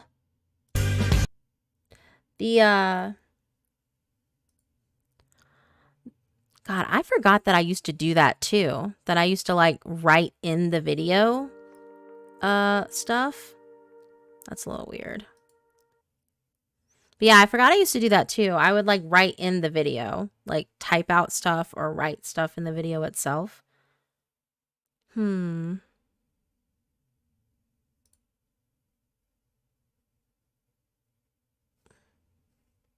A Trojan box. I mean, it was though. It was though. Like, this is why you don't pick up weird packages, people. If it's not directly addressed to you, throw that shit away. Okay, so that was unmarked package. Ah, okay. We gotta do a short one this time. Here we go. Oh, this is where the intro came in.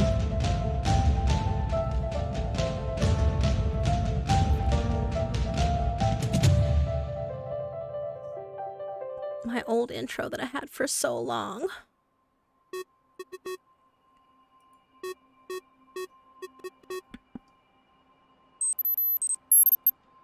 Houston, come in. This is UN Space Station Libra. Come in, Houston. No reply. Just like every other time. I throw the receiver in disgust, the weightless environment causing it to float mockingly in front of my face at the end of its retention strap. I'm bathed in the soft red glow of emergency lights that serve to illuminate every inch of my tiny cell. I take a deep breath to calm my nerves before returning to fiddle at the maintenance panel. I've been in here for 2 weeks now. Libra was designed as the successor to the International Space Station. Typically, there is a minimum 2 crew on board at any one time. I was supposed to be out of here 3 weeks ago with the British and Chinese astronauts who came up with me, but unfortunately, the replacements had some mechanical complications and then nasty weather delayed the Moscow launch another week. Even so, they should have been here days ago. You sure you'll be alright up there by yourself, mate? Sure, somebody's gotta keep the lights on. Besides, the rescues will be here soon. Just have a drink for me when you get landside, yeah?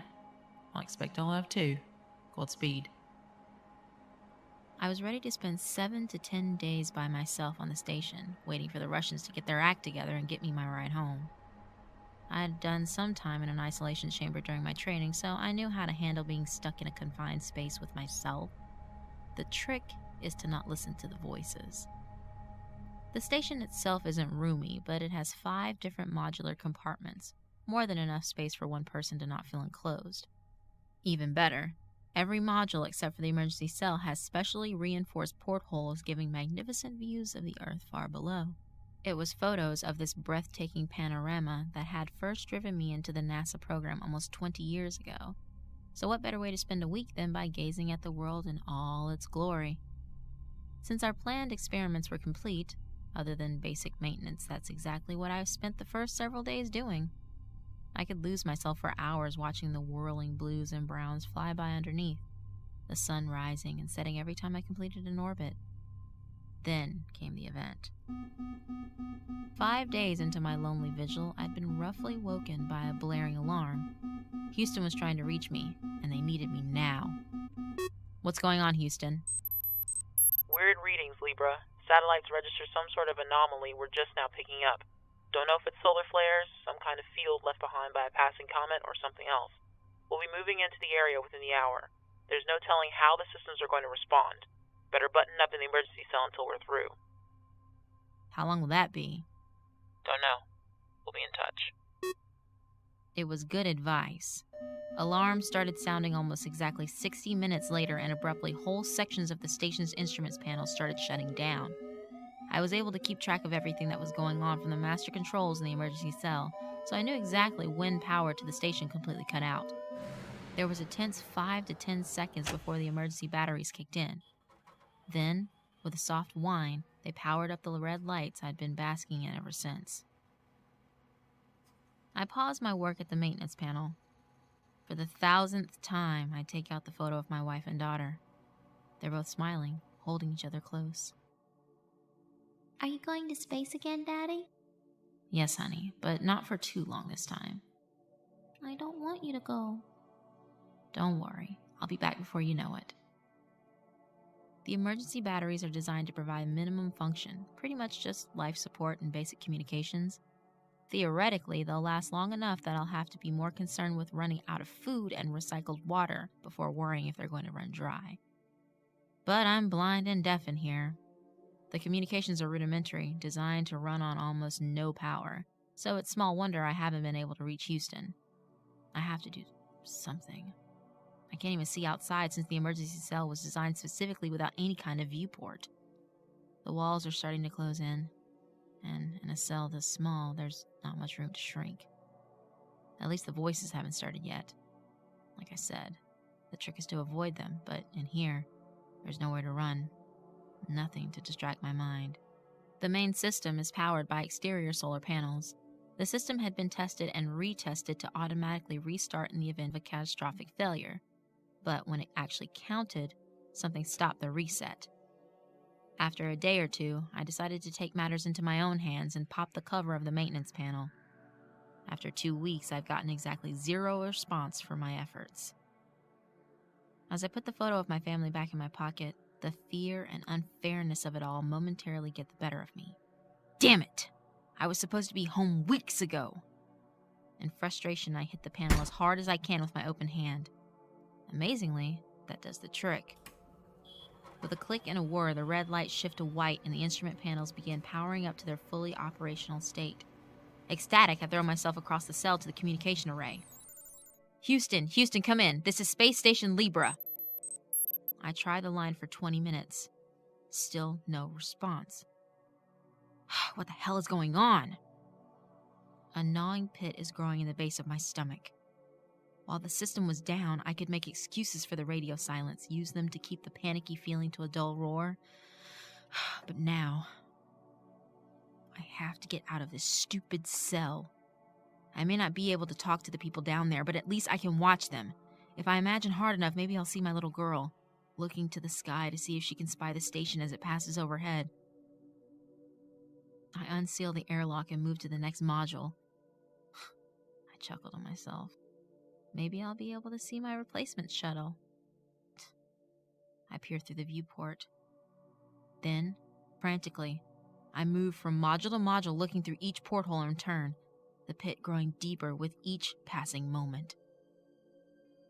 She doesn't want you to go. She's a kid. Of course she doesn't want me to go. I don't want you to go either. I know. But I know you will anyway, and I won't stop you. I love you, babe. I love you too. Always. It takes the station's computer 2 hours to identify our position. Finally, it finds enough known stars to triangulate where we are. Exactly where we should be. 2 weeks after the last measurements were taken. The rest of the universe, though, is a little off, ahead of itself by about 1,500 years. In my gut, I'd already known that, though. I'd known when I looked through the viewport and didn't see the big, beautiful Earth shining below me. Just the dark, empty blackness of space, filled by only a few lonely stars.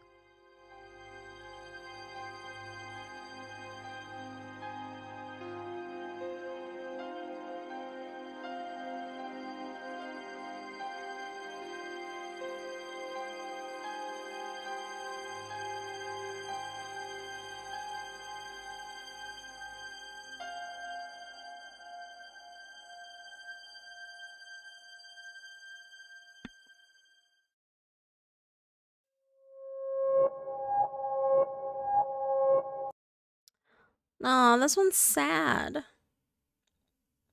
I know it scares you a lot, Jinx, but that one made me sad. That's like one of my sad story ones. That I'm just like, oh, that poor guy. He'll never see his family. It's an interstellar moment, man. It sucks. All right, so that's Lonely Stars. Got that off the list.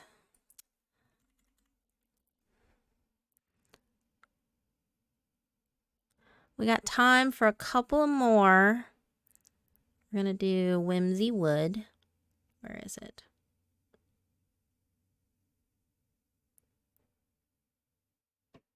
That moment where I'm like, oh my gosh, I've read too many stories. There's 12 minutes. Okay, so maybe it's further up here. Maybe.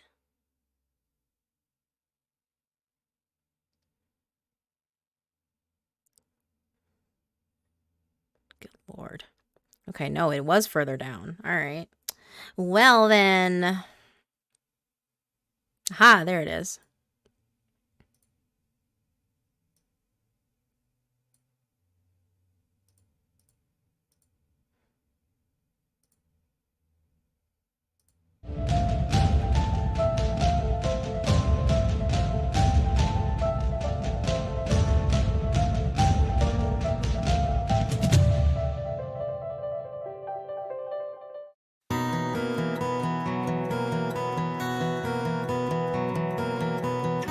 I always hated road trips.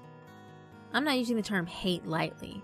I've always absolutely hated long car rides, especially as a child. The hours on end spent cramped in the back of a vehicle drove me to the brink of adolescent madness. The sound of the road seemed always just loud enough to make it impossible to carry on a conversation with my parents up front. That's how desperate I'd get for any kind of break from the monotony. I'd actually wish I could hear my parents. Sometimes my mom would try to make the trips a little less unbearable for both of us. She'd buy a stack of comic books or a couple of new action figures and hide them until the dreaded day would arrive. Naturally, I knew about them and would usually end up looking at them beforehand, completely sabotaging the attempt. I guess I've just always hated waiting, really. I'm going to tell you about one of these trips. The most mind-numbingly boring trip yet from my home in New York to my grandparents' house in Arizona. Yes, we drove to Arizona, and I'd already read all the comics days earlier. We stopped at a couple of hotels for the night along the way, and I got to stretch my legs in school playgrounds if we happened to pass one when it was closed. But the majority of my time for days straight was spent seated, upright, seatbelt on, enveloped in the unforgiving drone of tires on pavement. I don't even know what state we were in when I saw the first billboard. It was weather-worn, paint peeling, almost covered by overgrown trees. Something largely unremarkable except for the image it offered. Whimsy Wood was written in multicolored, balloon-like letters and set above the upturned head of a unicorn. As we whipped past the sign, I could barely catch the small text below the mythical creature's image. Games, rides, animals, family fun, 25 miles ahead. Mom! I shouted as loud as I could, overtaking the tire's drone by several octaves. Mom, there's a park! She had seen it. They both had. My father driving took his eyes off the road for a split second as the two exchanged an unsure glance. It was a look I understood despite having never seen it before. They didn't want to stop there. Mom? I must have sounded incredibly pathetic, even though I wasn't trying, because she turned back with a smile.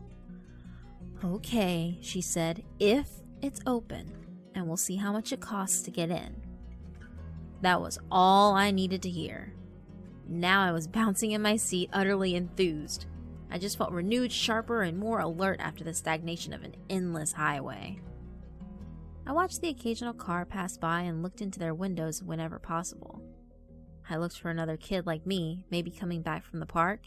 If I saw one kid with a Whimsy Wood pennant or an oversized stuffed animal or even a simple smile on their face, I would just know the park was open. Every car that passed was empty, though. Well, except for the grown-ups, but who cared about them?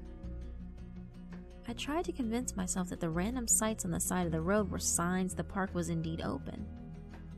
A soiled baby doll with a hole in its face, a colorful blanket fluttering in the branches of a dead tree, even a sock monkey reclining on the road's center divider line.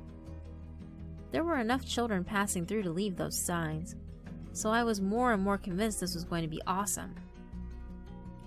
A second billboard whizzed past. The same Whimsy Wood logo, the same unicorn's head, the same state of disrepair.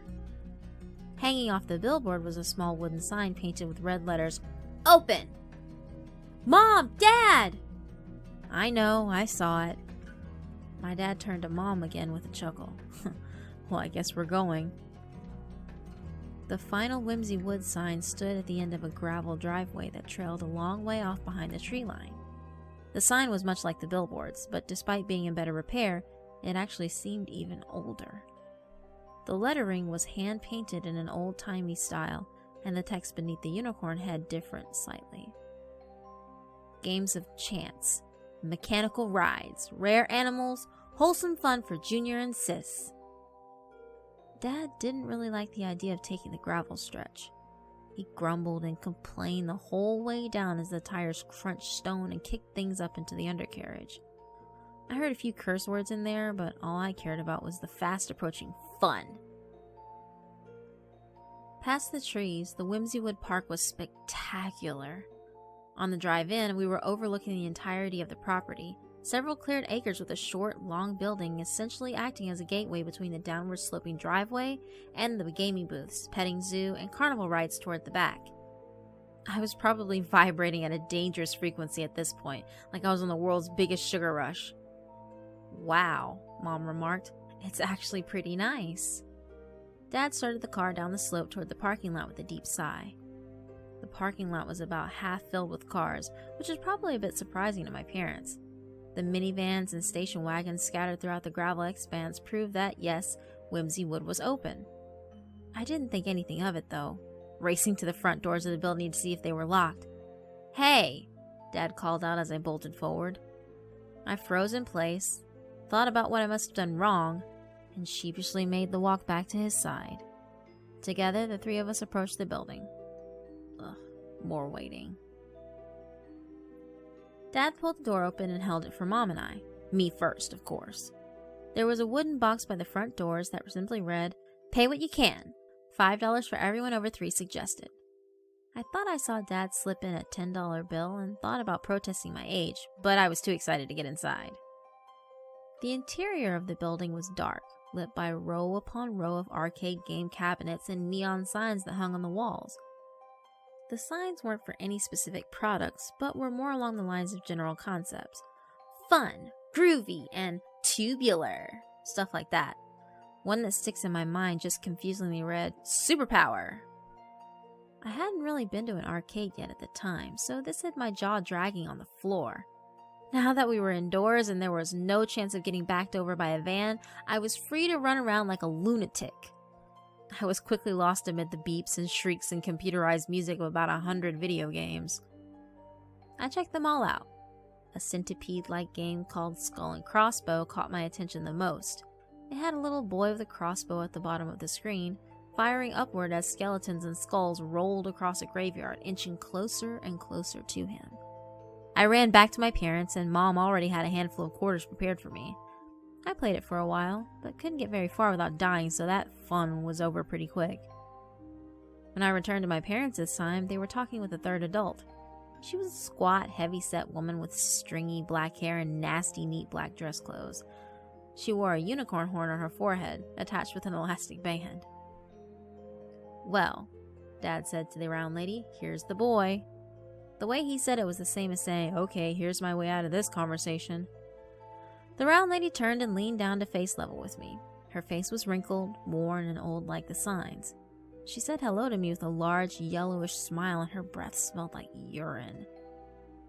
I didn't answer her, instead clinging to my mom's leg. "He's shy," she explained. "It was nice talking to you." We quickly exited and headed to the large clearing behind the building. "Who was that?" I finally asked when we were out of earshot.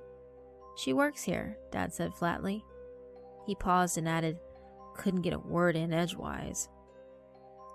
We took a few steps before Mom and Dad exchanged the agitated look once again. For about 15 minutes, I ran from one attraction to the next as Dad repeatedly checked his watch. I didn't care. This was my one chance to actually enjoy myself. I wanted to take my dad's watch and smash it. I wanted to stay here, not go to stupid Arizona. The petting zoo had the usual fare: goats, chickens, and a hell of a lot of feces. An old man sat on a hay bale in the center of the petting zoo as other kids around my age harassed the birds and acted wary of the goats. The old man was dressed a lot like the round woman, right down to the plastic unicorn horn on his head. He smiled at me. After I did the customary amount of petting and stepping in shit, the old man beckoned me over. I kept a safe distance from him, but I did approach.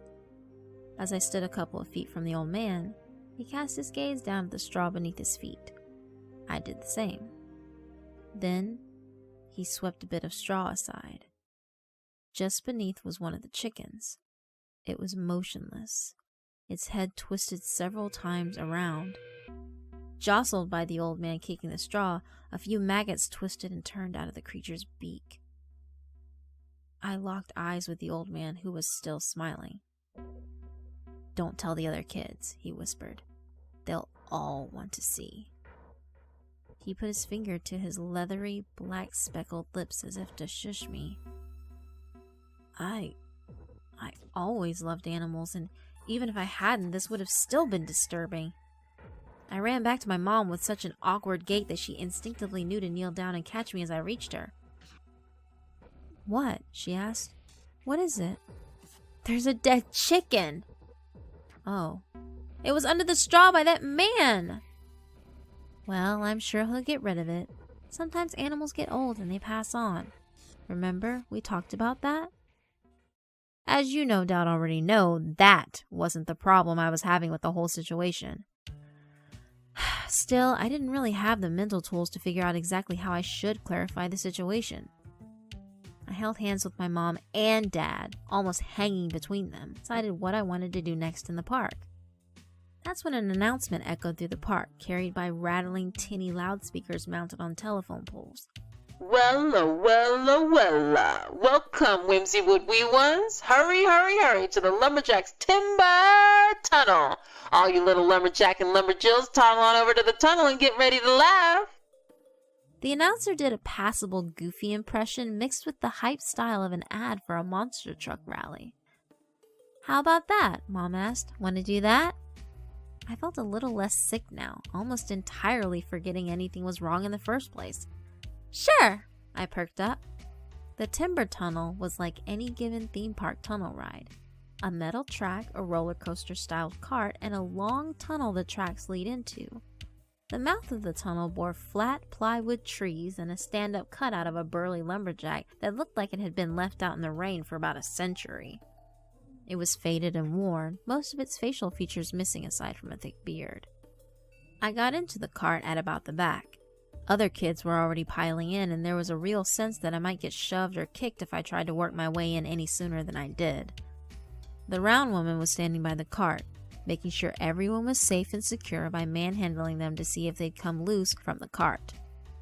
Nearby, 2 people in a less than convincing 2-man unicorn costume pranced and trotted around, the lead man making whinnying and snorting sounds. Next to me in the cart was a dweeby kid with Coke bottle glasses and a green and white striped shirt.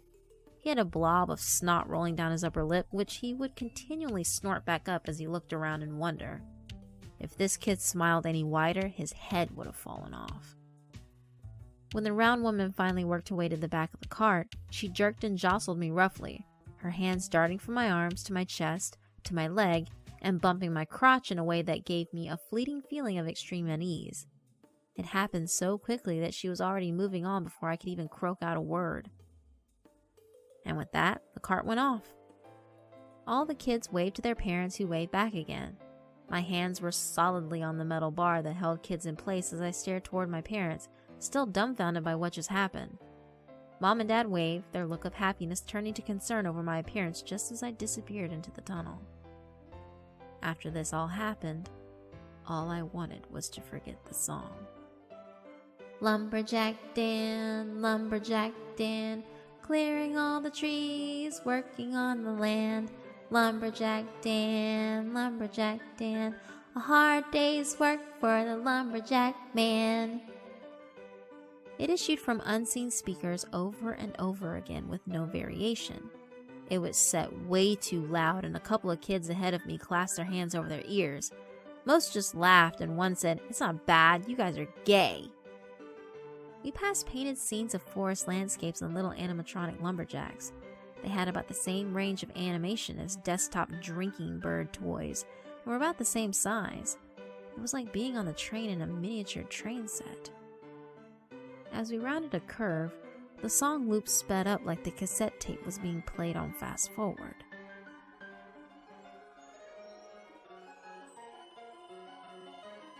The screeching, high-pitched voice was ear-splitting. Now all the kids were covering their ears. I looked at the little mechanical people as we continued through the ride. They were moving faster, as well, blindingly fast. Faster than a tiny tin toy should realistically be able to move without flying free of their hinges. As we continued, the lumberjacks were cutting other things. Farm animals. People. Tiny lumberjacks had moved into a small settlement of log cabins and were relentlessly, eternally hacking away at tiny felled people. Blood spurts made of red metal wire jiggled this way and that as the torturous murders commenced. The lights went out. The song still played, still way too fast and way too loud. I felt my pants getting wet. The cart shook. It shook with increasing severity, like someone jostled the front of the car, then the middle, working their way back. Suddenly, something hit me in the jaw very hard like an uppercut. I felt something lash my face as well. It was like being hit from underneath by a child's shoe, foot and all, with the laces following suit. It was almost like someone had flown past while kicking out violently. Reeling from the shocking blow, I slipped beneath the safety bar and crumpled to the floor of the cart. I cried out, but the music drowned the sound.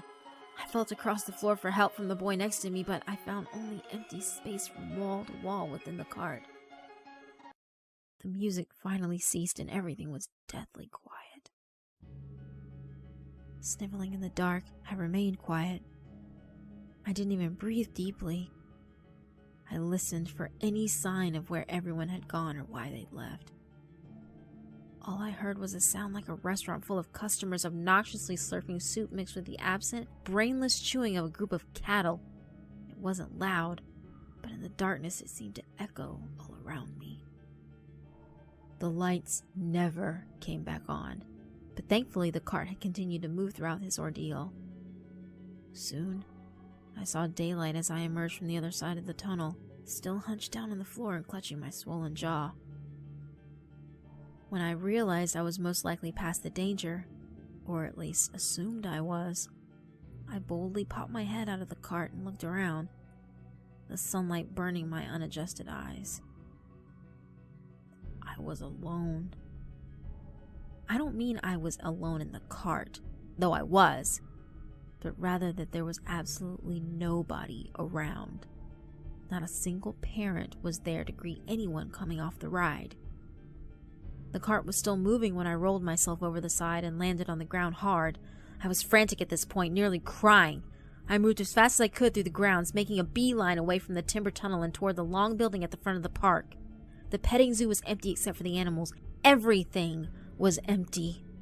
The game booths displayed unguarded prizes, and the other rides whirred and click-clacked with no passengers and no operators. As I moved through the arcade building, I made sure to stop at each row of cabinets to see if my parents had come in there for some unknown reason. It was just as desolate as the rest of the place. When I reached the parking lot, that's when relief finally washed over me. There were my mom and dad walking toward our car. The other parents were here as well, doing much the same. "Mom!" I called out. "Dad!" Nothing. Not even a hesitation in their step. "Mom!" I repeated in a desperate tone. When I caught up with them, I slipped between them and took their hands again. They both gasped and shocked and looked down at me as if some sort of otherworldly creature had suddenly grabbed onto them. "Hey," Mom said, almost as if she was remembering something from far away in the past. "Hey, where were you?" "Mom," I started bawling at this point. "Mom, I was in the tunnel! You left me in the tunnel! Where were you going, Mom?" "The tunnel?" she repeated, seemingly mystified. "The tunnel," Dad grinned at Mom. "We left him in the tunnel." He was making fun of me, acting like I wasn't making any sense and like I was doing it on purpose. It made me so mad I could actually hear my own pulse. "Dad, you did!" I never convinced them. To this day, I've never convinced them of any of it. Even though we all got into the car and drove up that slope out of Whimsy Wood, 10 seconds later they acted like they'd never even heard of the place. They acted as if there had been no interruption in the trip. Mom even said I dreamed it. We were right in the middle of talking about Whimsy Wood. She had just said it seemed like a nice place, even if it was a bit run down. And the next moment she was talking about it being something I dreamt. I watched another car behind us that had just come from the park as well, without the child that had been riding along less than an hour earlier. Out of the passenger side window came a stuffed rabbit, a juice cup, a coloring book. By the time we reached Arizona, the combination of my parents' insistence that I dreamt it all, combined with the monotony of the remaining trip, had worn me down. I really started considering the idea it hadn't been real. I almost had myself fooled until the trip home. On the way back, we passed the billboards again. "Games, rides, animals, family fun, 25 miles ahead." "Hey, look," Mom said. "You've been really good. Want to stop there on the way?" Much to her surprise, I declined.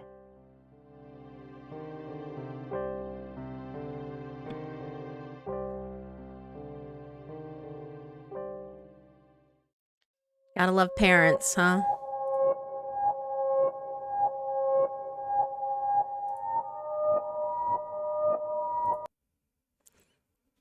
Gotta love the parents that believe the kids. Shout outs to those parents, okay? If your kids tell you some crazy shit and you believe them, you probably just saved your life. Their life, your life, everyone got saved. That's my own personal opinion.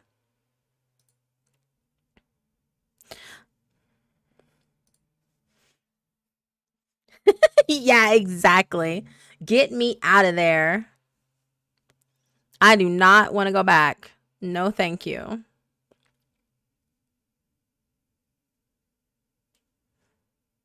Alrighty. That was kind of long. So the next one should be a shorter one.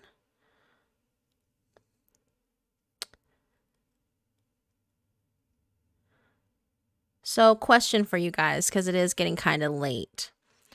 We're gonna do one short one, and then should I do the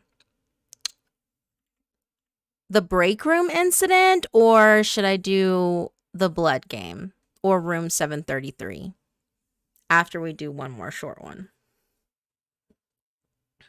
He's like, I learned my lesson. Good night. Thanks for stopping by, Two Geeky Gamers. Always good to see you. Always good to see you. But yeah, so I was thinking we could do Why I Sleep with My Bedroom Door Shut, because it's kind of short. And then we're going to do one last one that's kind of long. So we can either do the blood game, room 733, or the break room incident. Yeah, room 733 is pretty much a classic. But yeah, whichever one we pick, that'll be the last one we pick. And then next week, we can continue with the nostalgia route, or we can make this like a every other week thing where I continue the nostalgia route. And then next week I can read like actual live stories. So we'll figure it out. We'll talk about it in the Discord. But yeah, so we'll do this one first. But then, yeah, let's figure out what we're going to do afterwards before we continue.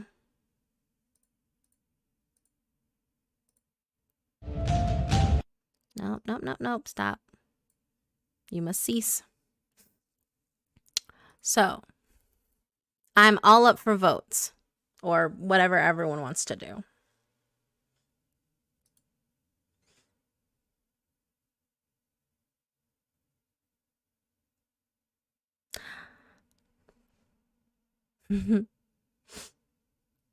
Yeah, I was thinking that I could probably do that too, Oh Man Gaming. Just kind of like alternate between the two. Do like an old school video and then do a new video of me reading live. Honestly, watching these old videos again is like so inspiring to me.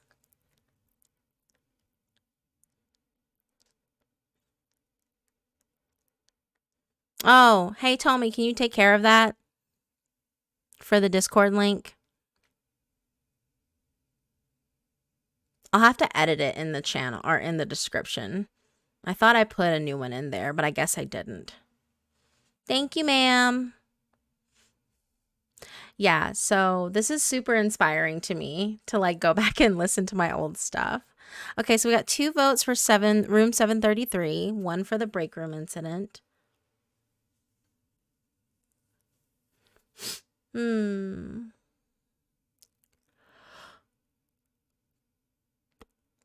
The other reason I'm saying I'm going to take a break is because I need to eat dinner. Okay, room 733. That's 2 votes.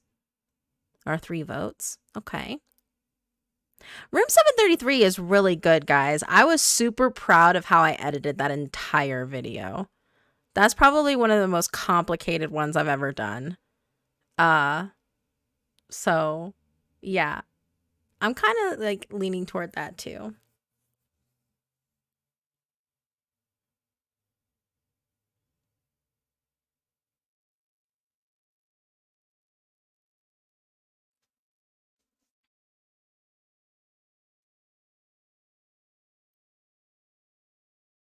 Okay. So, all right. You know what? Let's do that. Let's do that. We'll do this, I think 733. Okay. Yeah, so I think it is 2. So what we'll do is we will play this video, Why I Sleep with My Bedroom Door Shut. And then we will end the night. I was like, Jinx, you're leaving? I was like, oh, you were saying bye to people. See, people thought that you were leaving, Jinx. I was like, wait, no, Jinx isn't going anywhere yet. Good night, Oman Gaming. Get some rest. Thanks for coming by, and I was glad we were able to help you grind through your game there. But yeah, I look forward to seeing you guys next week, and of course, chatting with you all in the server. Yeah, okay, so all right, this is what we're gonna do. We're gonna do this, and we're gonna do room 733, and we're gonna end the night there. And I will see you guys next week. Well, I'm not closing out yet, guys. I'm just saying, like, that's what we're gonna do. All right, so here we go.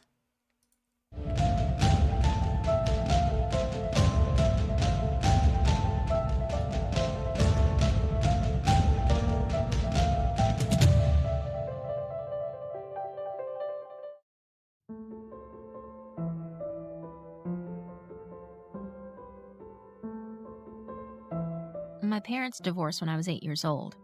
They had just purchased a house together in the woods in Walker, Louisiana, which is 20 or so miles from Baton Rouge.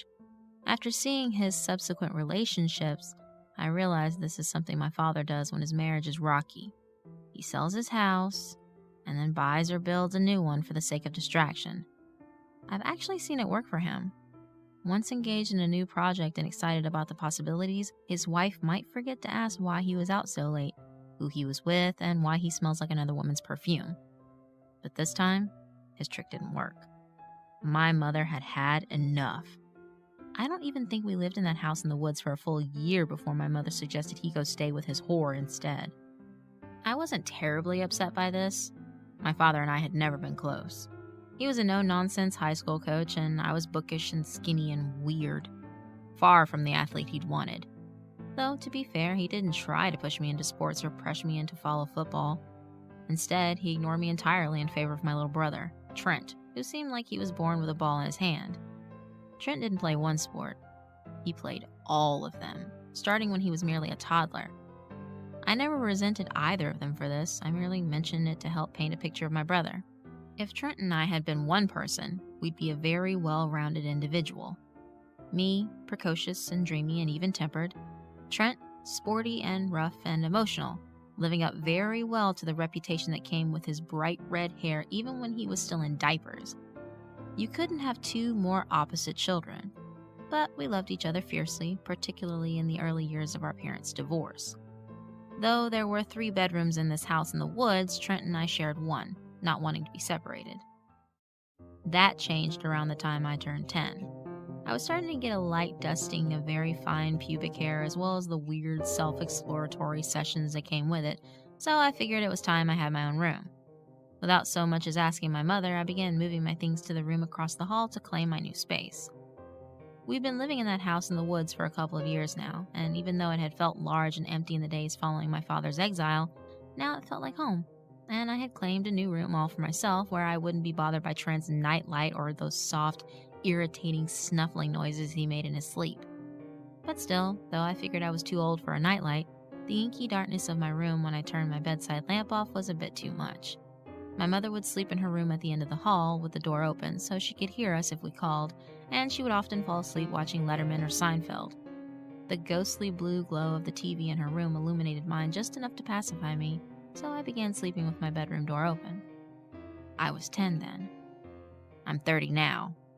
I have not been able to sleep with my bedroom door open for 20 years because of what I saw standing in my room that night. I don't know what woke me. I was simply awake, and I hadn't been a moment before. Everything was quiet. Everything was still. The sleep timer on my mother's TV must have clicked it off because there was no noise anywhere, not even the whir of the air conditioner. Not even crickets in the woods outside. Simple, unbroken silence. I lay in bed for a while, staring at my ceiling and puzzling over why I had awoken. I realized I was very cold, even though the AC wasn't running. With a small shiver, I pulled my comforter around my shoulders and rolled on my side to face my bedroom door. And there it was. As I am typing this, a strong chill is passing through me. Even 20 years later, the thought of the thing is enough to make every hair on my body stand up straight. I've got to pee quite badly too, but don't feel like I can move until I finish writing this, and I'm done with it, until I push that thing out of my head. A small part of me is afraid that by writing about it tonight, I have somehow summoned it, and that it will be waiting for me in the hallway when I go to empty my bladder. All terrible and white and staring. I don't know what I saw. It was tall, to a 10-year-old anyway, and ghastly thin. It seemed to shine in the thick darkness of my room. It was so pale. Its skin seemed whiter and thinner than paper, its skull a round, hairless dome. It was naked, I think, and though I could see no genitals, I could make out the sharp ridges and curves of its hips. Its fingers, which hung limply at the end of flat, large hands like giant white spiders, seemed unusually long and alien to me. Whether or not it had a mouth or even a nose, I could not say. The darkness was too deep and the thing too white to make such distinctions. The worst part was its eyes. I could see those. Or maybe it had no eyes. Maybe those round black holes in its face were empty sockets, or maybe its brow was so heavy it hid them entirely in shadow. Whether they were there or not, I knew those eyes were looking at me. I froze. A scream rose up in me, but I stifled it into a nearly inaudible sob. I did not move. Could not move. The thing saw me. I knew, but perhaps it didn't realize that I saw it. Maybe if I just kept pretending to be asleep, it would leave me alone. I dared not close my eyes, though. I couldn't let the thing out of my sight for a moment, lest it attempt to creep closer. We stared at each other for what felt like an eternity, but in reality was probably no more than a minute or two. Neither of us moving, neither of us making a sound. Both of us just staring. Then, as suddenly as it had appeared, it was gone. It did not acknowledge me, did not attack me, did not make a sound except for the odd popping of its joints and the creaking of the floorboards under its feet as it strode down the hall to the kitchen. It was gone. But still I could not move. The thing was still out there somewhere, and it was even more terrible out of sight than it was standing in front of me. At least when I could see it, I knew where it was and what it was up to now. Now. My mind swam with horrific possibilities of what this thing might be capable of what kind of terrible appetites it must possess. I lay there in the dark for over an hour, fretting over this strange creature and listening to the dark, sleeping house for any sign that it was still around. But nothing came. Steeling my nerves, I took a deep breath and prepared to do the bravest thing I'd done in all my 10 years. I prepared to run to my mother.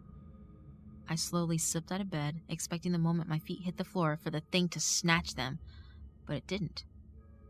I stepped carefully and quietly to my bedroom door, expecting that the moment I peeked my head out, it would be there. But it wasn't. I looked left, I looked right, I looked left again, and then, in a burst of speed I didn't know I was capable of, bolted down to my mother's room. My sudden and explosive entry was enough to make her stir. "Drew?" she said blearily while clicking on her bedside lamp. "Is that you? What's wrong?" "Mom, there's something in the house. I saw something looking at me. It was standing in my bedroom door, and it was looking at me, and I think it kind of looked like the kid from Powder. Like a bald albino or something." I was so relieved to be with her and telling her what I had seen that I didn't notice the look of shock wash over her face until she grabbed me and pulled me close to her. She was wide awake now, and she looked terrified. "What did you say? Someone was standing in your doorway looking at you?" I nodded. She turned and looked over her shoulder, and that's when I realized for the first time that she wasn't alone. My brother, Trent, was asleep in bed beside her. My mom leaped out of bed and rushed to her closet where she kept her handgun. My mother hated that thing, but she insisted on having one. A single mother with only a 10 and a 6-year-old needed to protect herself. Mom, what's wrong?" I was starting to get scared again. She snatched the cordless phone off its cradle and called my grandfather, who lived about 2 miles away. "Daddy," she whispered into the receiver, "I need you to stay on the phone with me. If something happens, call the police." About an hour ago, Trent came in and got in bed with me, said he couldn't sleep because somebody was standing in his bedroom door watching him. And now Drew just came and told me the same thing. I think somebody is in the house. I had never heard my mother so frightened. Maybe it's Tommy. Maybe it's somebody else. If it's Tommy, I'm getting a restraining order. Apparently divorce wasn't enough. Mom, it's not Dad, I said. It can't be. It was too thin. Dad's got a big belly. Shh, sweetie, shh. Okay. Daddy, I'm walking through the house right now. Yes, I have my gun. Drew, follow me. If anything happens, run back here and lock the door, and do not open it until Granddaddy or the police get here, okay? I nodded solemnly. My mother began to move down the hall, turning on light after light as she did so, checking every room, every closet. Within a couple of minutes, the whole house had been searched. Only one room left, the kitchen. My mother entered the room and flipped on the light, seeming to fully expect my father or some deranged killer to be standing there. But no, the kitchen was empty too. We were alone. We were safe. With a sigh of relief, my mother said goodbye to my grandfather and put the phone down on the kitchen counter. Nobody here, she said. You must have had a dream, that's all. No, Ma, I know when I'm dreaming. This wasn't a dream, and Trent saw it too. Did you both watch that Powder movie recently or something? Ma! She jumped, startled. What? What is it? I pointed. The kitchen door, which led out into the backyard and the thick old woods beyond it, stood slightly ajar. I still don't know what I saw that night. I had thought about it and discussed it with my brother and my mother. In recent years, I even questioned my father about it. He wasn't doing too well for a couple of years following the divorce, was doing some weird and creepy things. But no, he hadn't been there that night. And honestly, I never thought he had. Still, I had to ask, because the alternatives are too frightening to consider.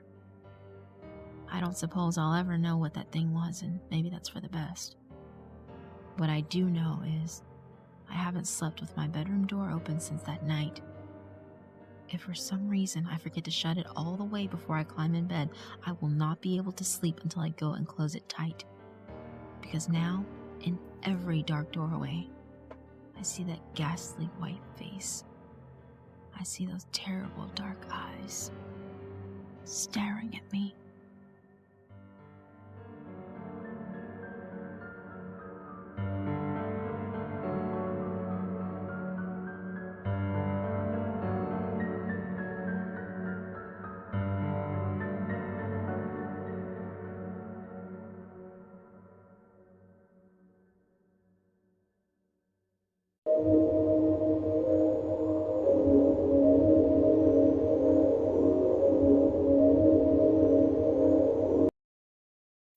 Oh boy. I never slept with my door open as a kid. I don't know why. I had a nightlight in my room and my door was always closed. My parents had their door open in case I opened the door and needed them, but yeah, I never had the door open as a kid. Kind of weird. All right. We got one more. One more to go.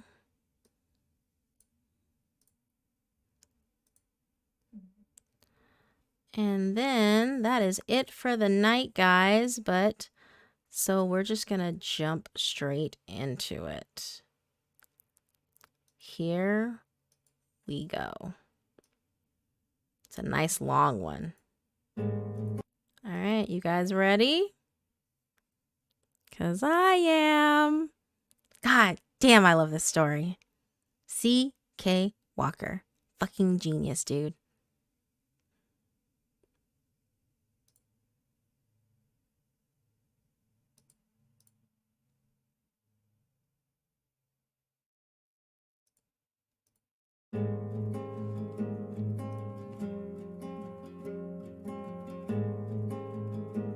The suicide room. That's what they called room 733. As if I didn't have enough to worry about on my first day as a freshman. We had been assigned to dorm room 734, which, it turns out, wasn't one of the nice add-on rooms in the South Hall. No. We found ourselves in the older wing of the building on the 7th floor. I wasn't too bummed out, though. At least they'd honored my request to room with my best friend.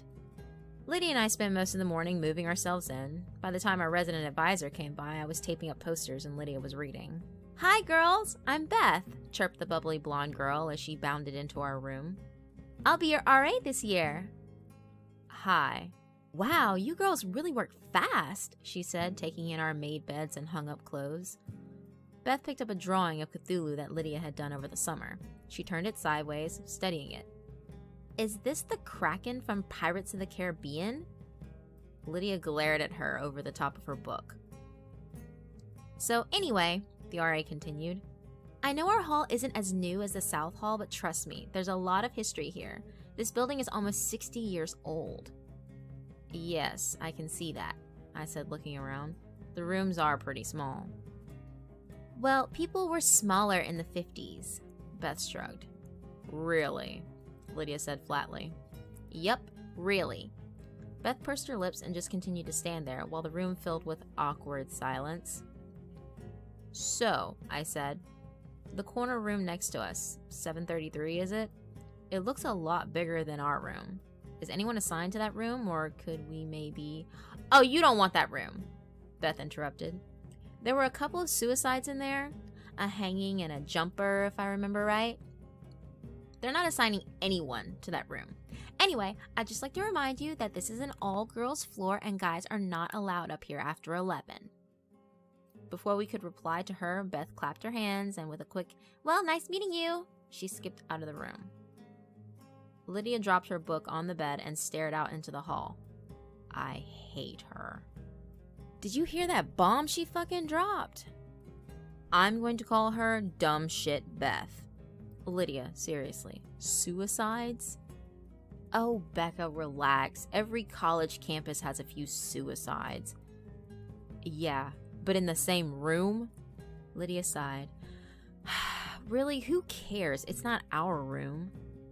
"Yeah, I guess." I turned to study the little window in our room. Can you imagine climbing out of that tiny window and jumping? You'd be alive for at least 5 seconds before you hit the ground. "Oh, fuck, Becca, can you just not?" Lydia glanced at the window and visibly shuddered. "You know I fucking hate heights, and just talking about that shit is raising my blood pressure." "We could always move into the suicide room," I teased her. "That one has a window on each wall." "Fuck you." Okay, but seriously, think about it. It would take a lot of commitment to squeeze out of that tiny window. "Yeah, well, remember, people were apparently smaller back then," Lydia mumbled as she pushed her bed further away from the window. Since Lydia was an outgoing and friendly person, we made friends at lightning speed. There were a lot of parties in those first few weeks, one of which Lydia inevitably met a guy. I'd known the girl since we were in diapers, so I fully anticipated her having a boyfriend by the end of September. His name was Mike, and he wasn't anything special, just, your standard frat pledge douche canoe. After about a month on campus, the novelty of college started wearing off. Lydia and I found our stride, and we spent more weekends studying than drinking. Midterms were coming up in a couple of weeks, and I was determined to maintain a 4.0 GPA throughout my freshman year. One night in early October, I was woken up by a loud, grinding sound.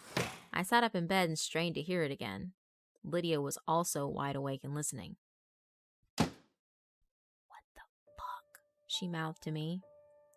It wasn't unusual for there to be noise in the hallways since other people came in at all hours of the night. But this sound had definitely come from next door, the corner room. "Is that?" Lydia whispered. "That's the window next door." At Lydia's insistence, we kept our window closed at all times. However, there was no mistaking the sound of the window in room 733 being opened and closed again at regular intervals. "Who's in there?"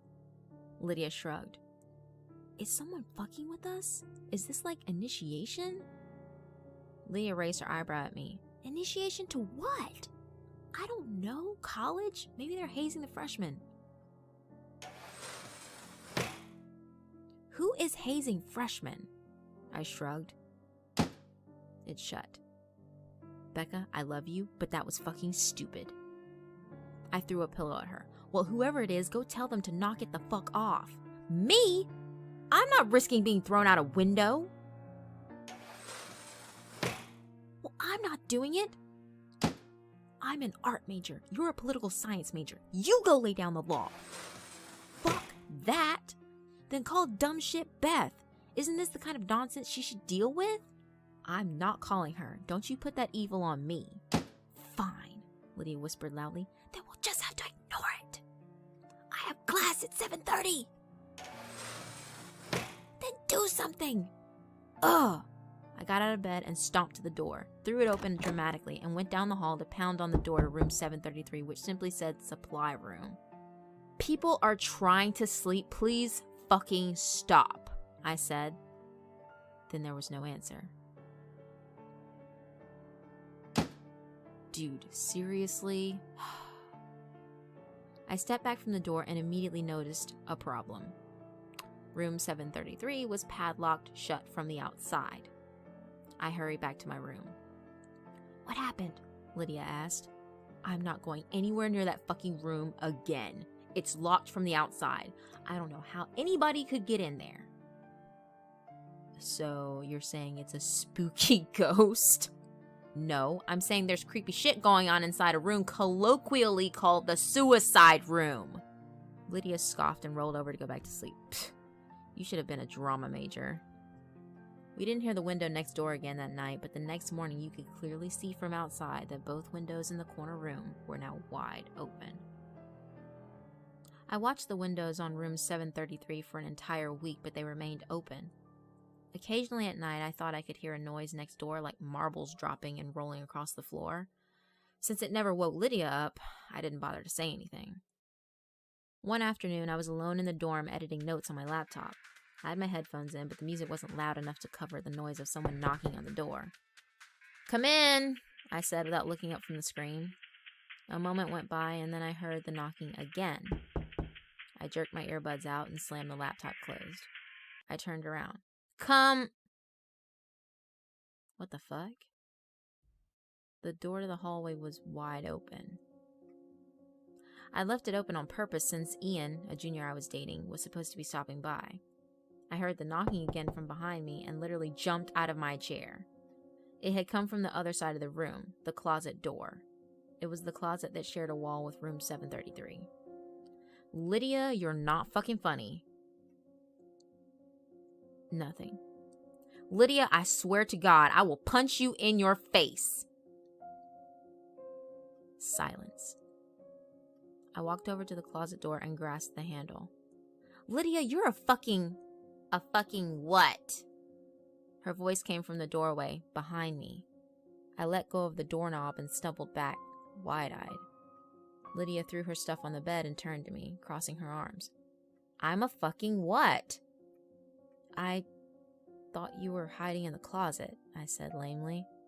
What? Why? Because someone was knocking on the door.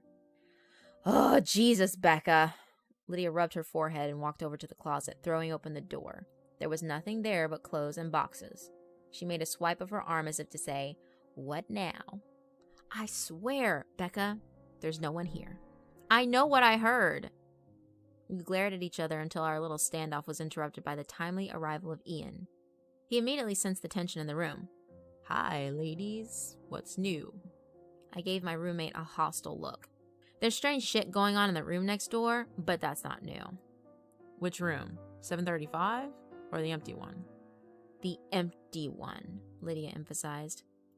733. Yeah, I'm not surprised. That's the suicide room. Right, we heard about the deaths. I sat down on my bed. Yeah, it's pretty fucked up. 3 suicides all in one dorm room. 3? Lydia raised her eyebrow. We were told there were 2. Well, there was a couple people in the 70s and then some guy about 10 years ago. He jumped out the window. Lydia and I both shuddered. Although she was much worse, we were both terrified of heights. A falling death was about the worst thing I could think of. I will admit that 3 suicides in the same dorm room is fucking disturbing. Lydia said in an apologetic tone. Yeah, I heard there's something in that room, Ian said. Like what? No one knows, but every year someone has a new theory. Usually right around Halloween something gets published in the campus paper. Whatever is in there, though, it ain't friendly. So, has anyone ever killed themselves in the neighboring rooms? Like this one? Nah, just 733. Honestly, I was surprised when I heard they were opening the North Hall this year. They told us we were the biggest incoming freshman class in 20 years, I said absentmindedly. Yeah, I heard that too. You know, you could request a room change. Ian sat down on the bed next to me and I leaned against his shoulder. Yeah, but they wouldn't keep us together, Lydia cut in. Becca and I have been best friends for 15 years. We can't room with other people. So should we just keep living here next to Satan? I glanced at the closet door again. Lydia shrugged. At least we'll have some stories to tell after graduation. These aren't the kind of stories I want to tell. A few days later, Lydia began to believe my closet story. I woke up in the middle of the night to the sound of someone whispering. I looked over at Lydia, who was already staring at me with wide eyes. She slowly brought a finger to her lips. I listened intently, trying to hear what the voice was saying and where it was coming from, but I couldn't understand even one word. I got out of my bed and tiptoed over to Lydia's. The whispering was definitely louder over there, but then she shared a wall with room 733. I listened harder. Never taken mouths of fools. What the hell? Lydia leaned over and put her ear up to the wall. The whisper suddenly stopped and I leaned closer. Suddenly there was a loud bang from the other side. Lydia immediately recoiled and clutched her ear in pain. Someone was in there. Suddenly more angry than scared, I again threw open our door and stomped over to the supposedly empty supply room. I banged on the door loudly, not caring who else I woke up at this point. Are you fucking kidding me? I yelled at the door. This shit isn't funny anymore. Come out of that fucking room, you asshole. Silence. And then the doorknob started to turn. I don't know what I'd expected to happen, but it wasn't that. I backed up so far from the door that I ran into the opposite wall. When the handle had turned all the way down, something started to push from the other side. The door groaned loudly, but the locks held. I held my breath until the pressure on the door subsided and the handle slowly returned to its normal position. I noticed Lydia peeking her head out of our room. She held up her hands as to say, "What happened?" "Someone thinks they're funny," I answered her out loud. She shook her head and disappeared back into our room. I knelt down on the floor and brought my head down to the carpet, peering under the door crack. It was the first time I had seen into the corner room. Room 733 was definitely a supply closet. There were chairs stacked along one wall and bed frames along the other. A few rotting mattresses were piled under one of the windows, and a thick layer of dust covered everything in the room. The windows were absolutely huge, which was something you couldn't really tell by looking up at the building. They were open as always, and I could definitely see how someone could easily climb through them to the outside ledge. The room didn't look like it had been disturbed in a couple of decades, which sent a shudder racking through my body. The moonlight, which had been providing enough light to see into the room, suddenly vanished, and I saw only pitch black inside. I blinked rapidly, trying to adjust my night vision. I squeezed my eyes shut, and when I opened them, a large yellow eye was looking back at me, only a few inches away from my face on the other side of the door. I screamed and woke up half the dorm. There was no denying that things were escalating. The next morning, Lydia and I put in dorm change requests with resident services and hoped for the best. In the meantime, we agreed to never be alone in our dorm room at night. Either we both spent the night at home, or neither of us did. We started spending most nights with our respective boyfriends. I told Ian everything that had happened, and he suggested I maybe talk to the campus paranormal society. I hesitantly made an appointment, and Lydia and I met with a small, cleanly dressed kid named Craig and 4 of his colleagues the following Tuesday. We told them everything we could remember, every incident, no matter how small. Craig and the 4 other members of the Paranormal Society sat quietly and took notes for half an hour. It wasn't until we finished that anyone spoke. "Is that all?" Craig asked. "Yes," I said slowly. "Would you mind waiting out in the hall for a few minutes so that I may confer with my colleagues?" "Sure," Lydia smiled indulgently and stood up. "Whatever you need."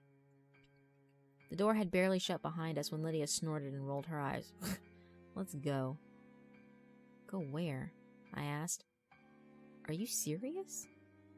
"Lydia, come on. We need help. I am freaking out.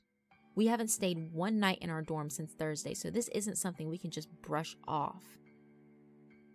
"Okay," she threw her hands up. "Let's hear what they have to say, and then we can go over to resident services and check on our move requests."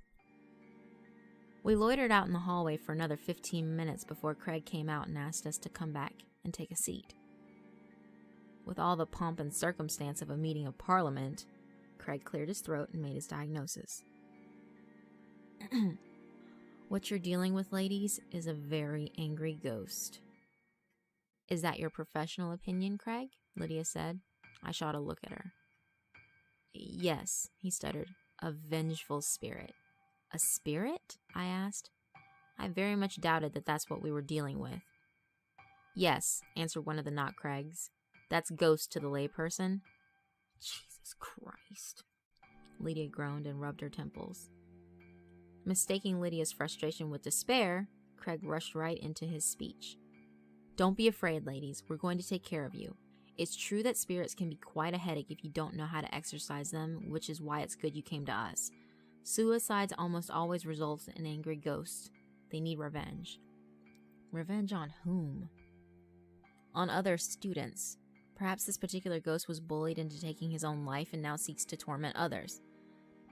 Listen.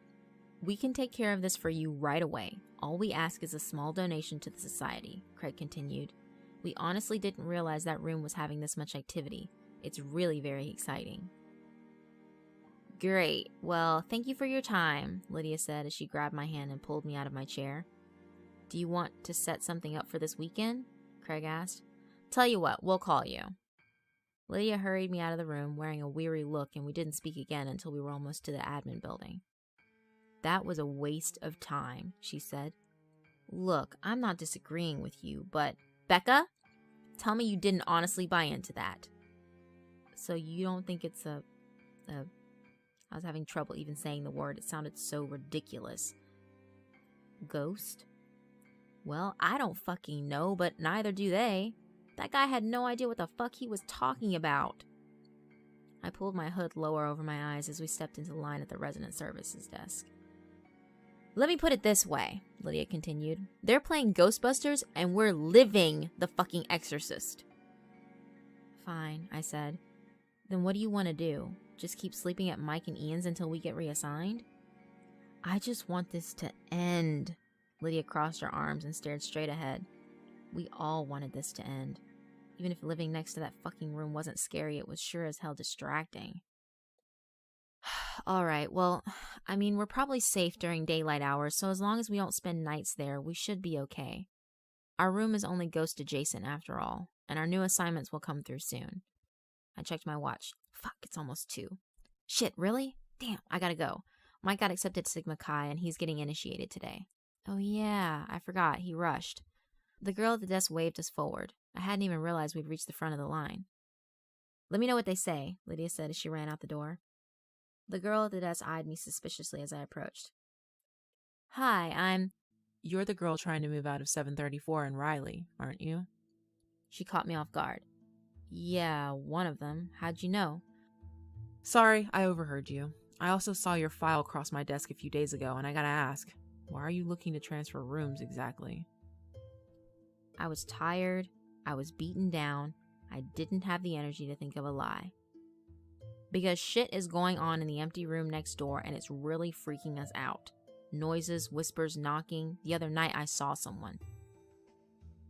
"You saw someone?" Yeah. In room 733? Yeah, I looked under the door. There was definitely someone in there. The girl narrowed her eyes at me for a moment and then nodded for no particular reason. Well, your rooms aren't ready yet, but I've pushed them through as a priority. For right now, you're stuck, though. There just isn't anywhere else to put you. I sighed. I'd figured as much. I'm Alice, she continued, and look, I've actually done a lot of research on the Riley suicides, and I think I can help you, or at the very least offer some insight. Really? I asked hesitantly. Absolutely. I'm in Taylor Hall, room 310. I'll be back to my room by 4 today. Thanks. We just came from the Paranormal Society on campus. Ugh, say no more. Alice rolled her eyes. Yeah, so I'll definitely see you at 4. Great, Alice said and smiled. I was early to Taylor, but then so was she. I told our story for the second time that day, and Alice wasn't afraid to interrupt with questions, though her queries didn't betray her thoughts. When I was finished, she leaned back in her chair and sighed deeply. I can't believe it. She shook her head. I'd always heard rumors, but I honestly doubted any of it was true. I can assure you, everything I've told you is absolutely true. And how is it now, when you're there? We aren't ever there at night, but during the day, we've heard scratching on the wall, really quiet whispering, and sometimes we still hear the window opening and closing. In broad fucking daylight. However, every time I look up from the street, the windows to 733 are open. Alice nodded. Well, for the record, I don't think you're in any danger. As much as it sucks, you guys are simply a casualty. You just need to stay out of room 733. I snorted. Are you kidding? I would never go in there. I believe that you believe that, but this thing, whatever it is tricky, manipulative, a liar, and it's smarter than you. I'll try not to be offended by that. You shouldn't be. What do you think it is? Something very old and very evil. I regarded her skeptically and then let my eyes wander around the room. I hadn't really noticed the decor before, but to say Alice had an interest in the occult was an understatement. I can't see any situation where I would be compelled to enter that room. I know, but you have to be prepared that there may come a time when you have to make a decision about entering that room. Because what you're dealing with, it's already killed 5 people. 5? I thought it was 3. Yeah, well, not everyone is inclined to do the level of research that I do. Let's see, there was Ellen Burnham in 1961. She jumped out the window. She was the very first. And then Tad Collinsworth in 1968. He jumped too. Marissa Grigg in 1975. She hung herself. Erin Murphy in 1979. She jumped. And then Eric Dostin in 1992. He hung himself. 5 suicides. How could the university still let people live in there? They don't, apparently. That's why it's a supply room. And back then? Well, every few years, once everyone who would remember had graduated, the room would be reassigned. This was before the internet, you know, and the incoming freshmen were clueless. But after that last one, Eric Dostin, they closed the entire north hall of the 7th floor and built more rooms onto the south hall. So, what does it want? Alice shrugged. Chaos, death, souls, who knows? No one even knows what it is. Okay, so what do we know? We know that it's somehow bound to that room, though it seems to have minimal influence just outside of it. We know that everyone who ever died was alone at the time, and we know that it's a trickster. That's what we know. It wasn't enough. Why do you think they do it? I asked quietly. The victims? I nodded. All I know is what's rumored to be in the evidence files. All the suicides were found with pictures or writings that were considered unspeakable at the time. They contained horrible, evil things that would make you physically sick to read or see, they say. And these people, they drew them? They wrote that stuff? Yep. Whatever's in that room drove them mad. That's fucking terrifying. Have you guys considered getting somebody to bless the room? Jesus. Well, you'll have a hard time getting him, but perhaps some other sort of holy person.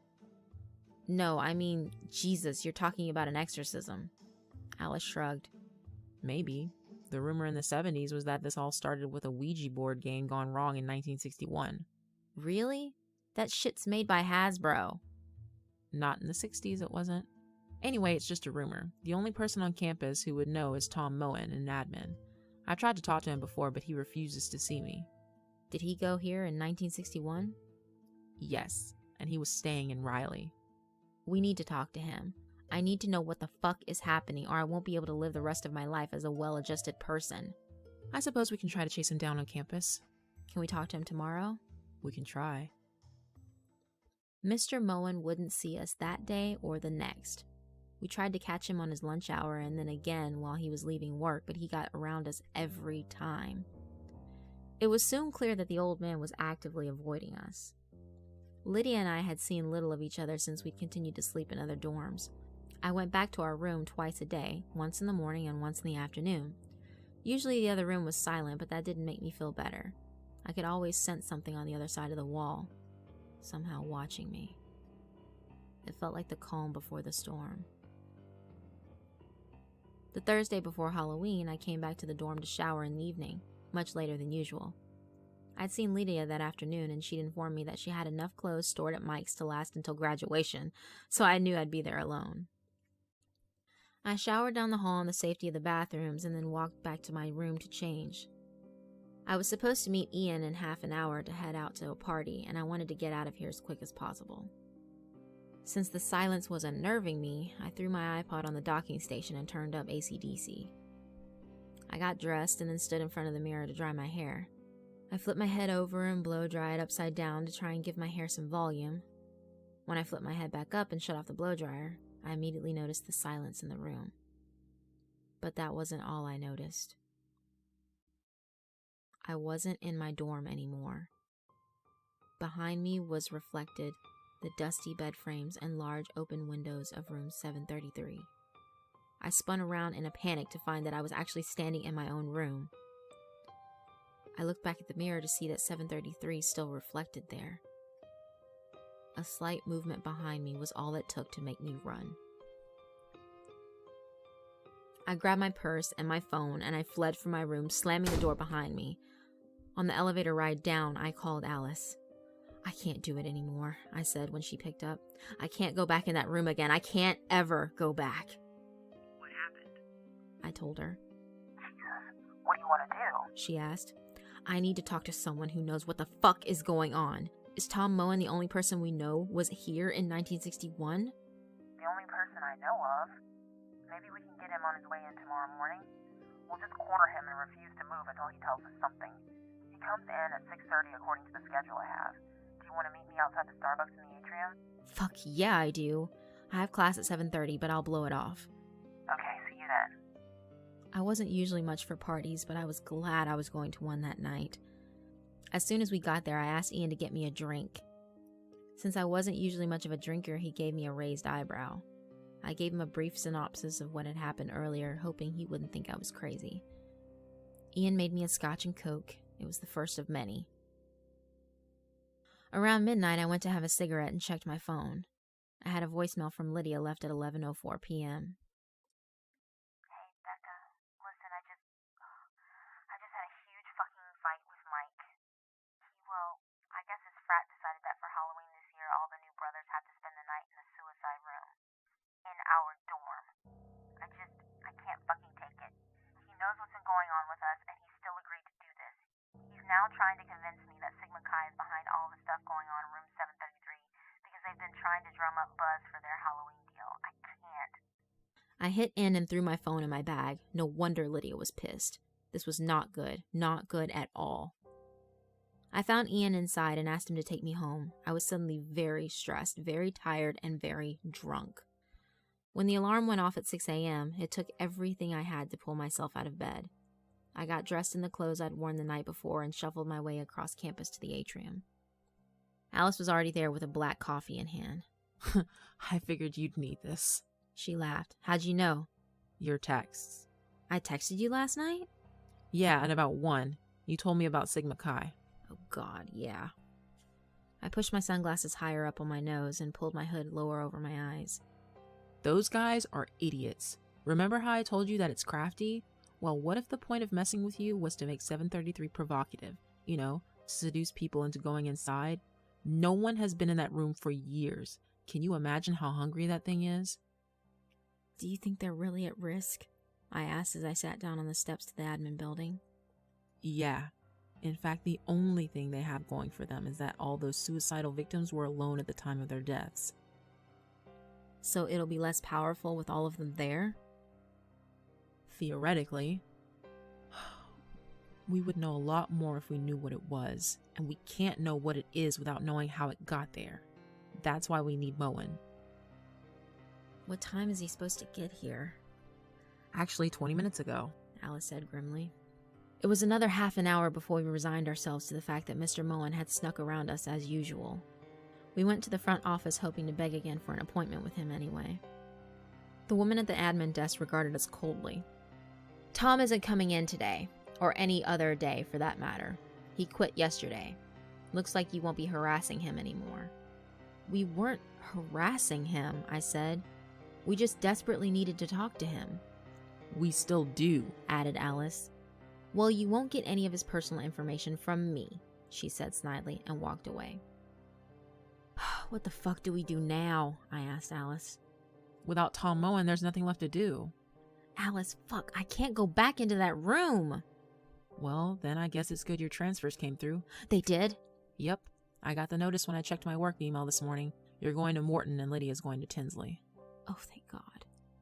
I thought you'd be happy about that. I also convinced my boss not to assign anyone else to room 734. Thank fuck. The only thing is you won't be able to move until Monday.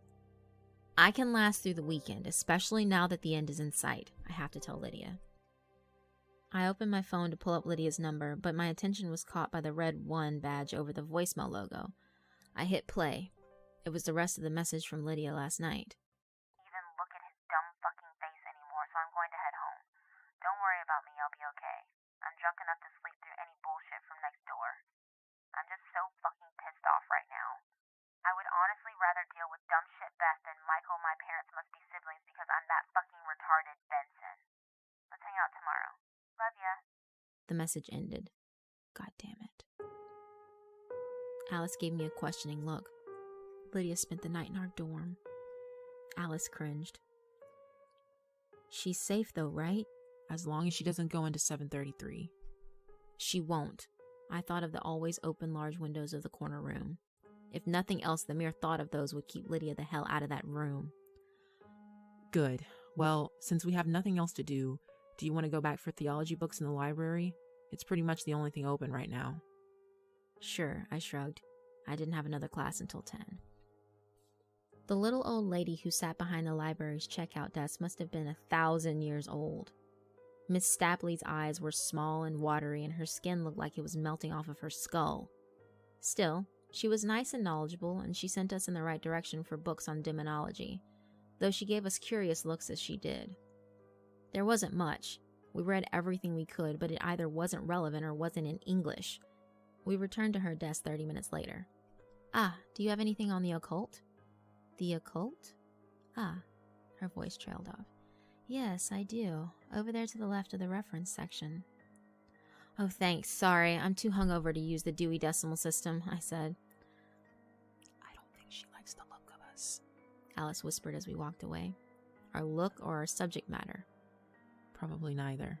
Within the hour, we were back up at her desk having struck out again. We could tell she was getting annoyed as her eyes narrowed suspiciously at us as we approached. Sorry, do you know where we could find something on seances or Ouija boards or... Now listen, girls. Miss Stapley stood up from her desk and looked over her glasses at us. I really hope this is for class. It is, I said. It's not, Alice answered simultaneously. It's personal research. Research? What kind of research? Look, we're not going to mess with the Ouija board or anything, I said. Good. Miss Stapley smoothed her pleated pants and sat back down. Because I can't have that sort of thing going on here again. Again? Alice latched on.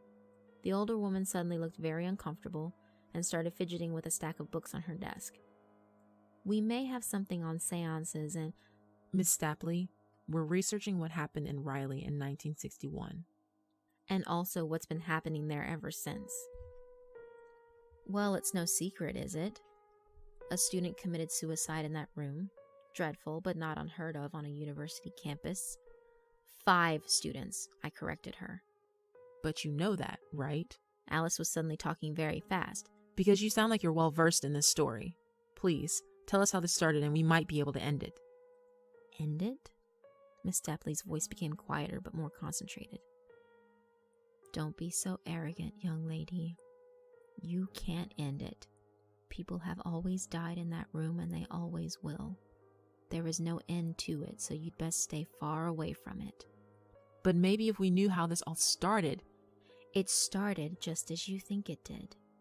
But everyone that was involved is either very old or very dead by now. Just stay away from that room. Concentrate on your studies. I leaned over her desk. Well, I'd love to, but they assigned my friend and me in the room next door. Maybe you can forget about all the suicides, but we can't. It won't fucking let us. Young lady, I never forget. Miss Stapley's voice was now even quieter.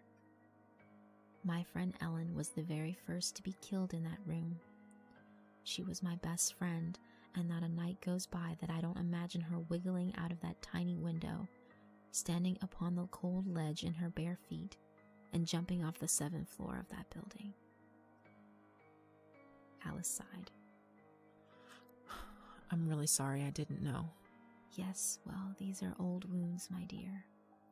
Now, girls, I suggest you request a room reassignment immediately.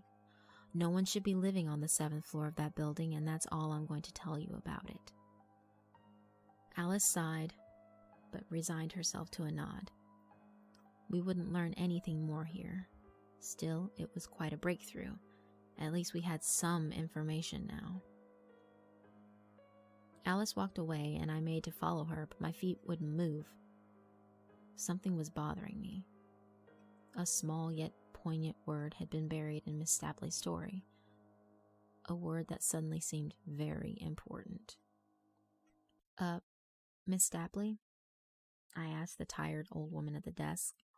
Why did you refer to the windows in 733 tiny? Because I've seen those windows, and they're huge, like 5 feet tall. Dear, you're thinking of the corner room. That's the supply closet. Room 733 is next door to that. No, I stuttered. That's room 734. Yes, well, it is now. When they built the additional rooms on the South Hall, they moved all the room numbers down. Oh my God. I suddenly felt very hot and very dizzy. That sneaky fucker, Alice whispered next to me, her skin paling. Lydia. We took off across the campus at a dead run, witnessed only by the few bleary-eyed students on their way to morning classes. When Riley finally came into view, I stumbled on the pavement as my blood turned to ice. From our vantage point, we could clearly see the windows of the corner room were closed. The first and only time I had ever seen them that way. And the window to my room was open. We ran into the lobby, pushing past several latte-sipping, Ugg boot-wearing freshmen who had just gotten off the elevator. I hit 7 and watched the doors close more slowly than they ever had before. I leaned against the wall, trying to steady my breathing. Alice, how the fuck did this happen? I don't know. I don't fucking know. She's been in there all night, Alice. In our room alone. Alice shook her head, but had nothing to say.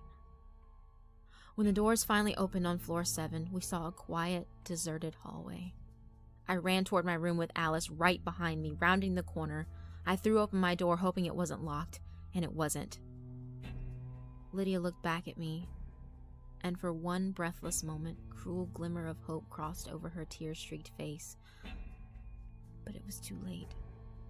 The next second, she leaned forward so slightly, and she was gone. She screamed the entire way down. Alice ran to the ledge where Lydia had just been while I stood motionless. She stuck her head out of the window and looked down just as a different kind of screaming started from the bottom floor. Alice closed her hand over her mouth and pulled her head back into the room as tears of shock ran down her ghost white face. The screaming from outside got louder as more people saw what remained of my best friend on the cold pavement. I leaned back against the dresser and slumped to the floor. A falling death. Lydia never wanted a falling death. I absent-mindedly picked up one of the pictures that were strewn all over the floor. It was a picture of Lydia's mother. She was dead. I picked up another picture. It was Lydia's sister. She was dead too. There were dozens of pictures just like it all over the floor. Lydia had been busy last night. As for the things depicted in them, I cannot tell you. Lydia was a talented artist, and I only saw a few before I got sick on the floor next to me. Alice was standing in the doorway yelling something down the hall. I don't know what she was saying because all I could hear was a high-pitched whine in the room. Suddenly, a piece of paper slid out from under the crack in the closet door and glided across the floor toward me. I picked it up and studied it for a moment. This was drawn by Lydia too, but it wasn't like the others. It was a picture of the closet from my exact vantage point. In the drawing, the door was cracked, and there was something looking back from the darkness. I put the paper down and studied the closet. The door was cracked open just like the picture. I squinted my eyes and tried to see inside. Just as I started to distinguish the defined lines of a long face looking back at me, Alice pulled me to my feet. "We need to get out of here," I thought I heard her say. I never went back into that room. My parents moved my things, and I spent the rest of the semester in an apartment off campus. I transferred to an out-of-state school for my spring semester and finished my degree there. Every night, I dream of Lydia pulling herself out through the window, shimmying out onto the cold ledge, standing up and knowing there's nothing between her body and the terrifying abyss in front of her. I watched her look down 7 stories to the black pavement below and realize, though not accept, her terrible fate. I see the blind horror cross her familiar features. I hear her wildly pounding heart, desperately trying to race through every beat of the life she should have lived, and knowing it had only mere seconds. I watch her look back at me, and then I watch her fall. It's been 9 years since that night. And every fall semester for 9 years, I've called resident services to see which dorms are open for new student assignments. Riley is always open. The 7th floor is closed. This year, life and work got in the way, and I called much later than usual. I was put on hold immediately. Resident services. A man finally answered. Were you the one asking about open rooms in Riley? Yes, that's me. We're entirely filled up and there's a waiting list for Riley. But as it happens, you actually have great timing. I make no promises, but we may be able to get you in. We just got approval this morning. Approval for what? I said slowly. We're opening up the 7th floor.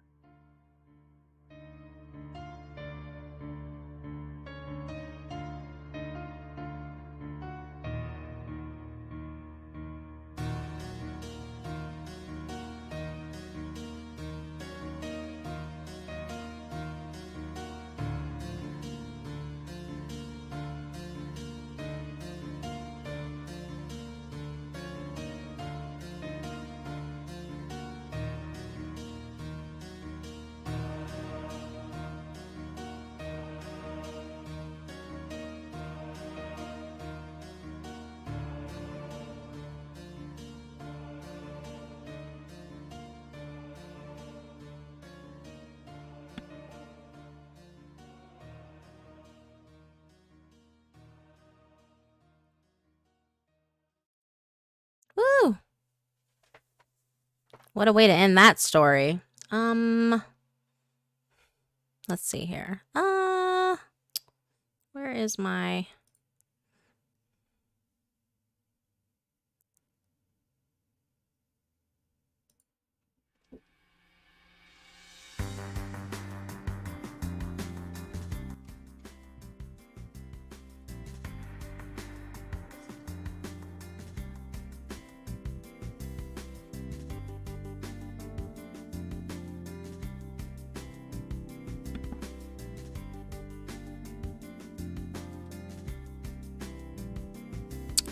Alright, gang. That is it for today. Oh. Go here. Aha. There we go. Yeah. So, fun times. I gotta cut it short though. I have Pathfinder in like 5 minutes.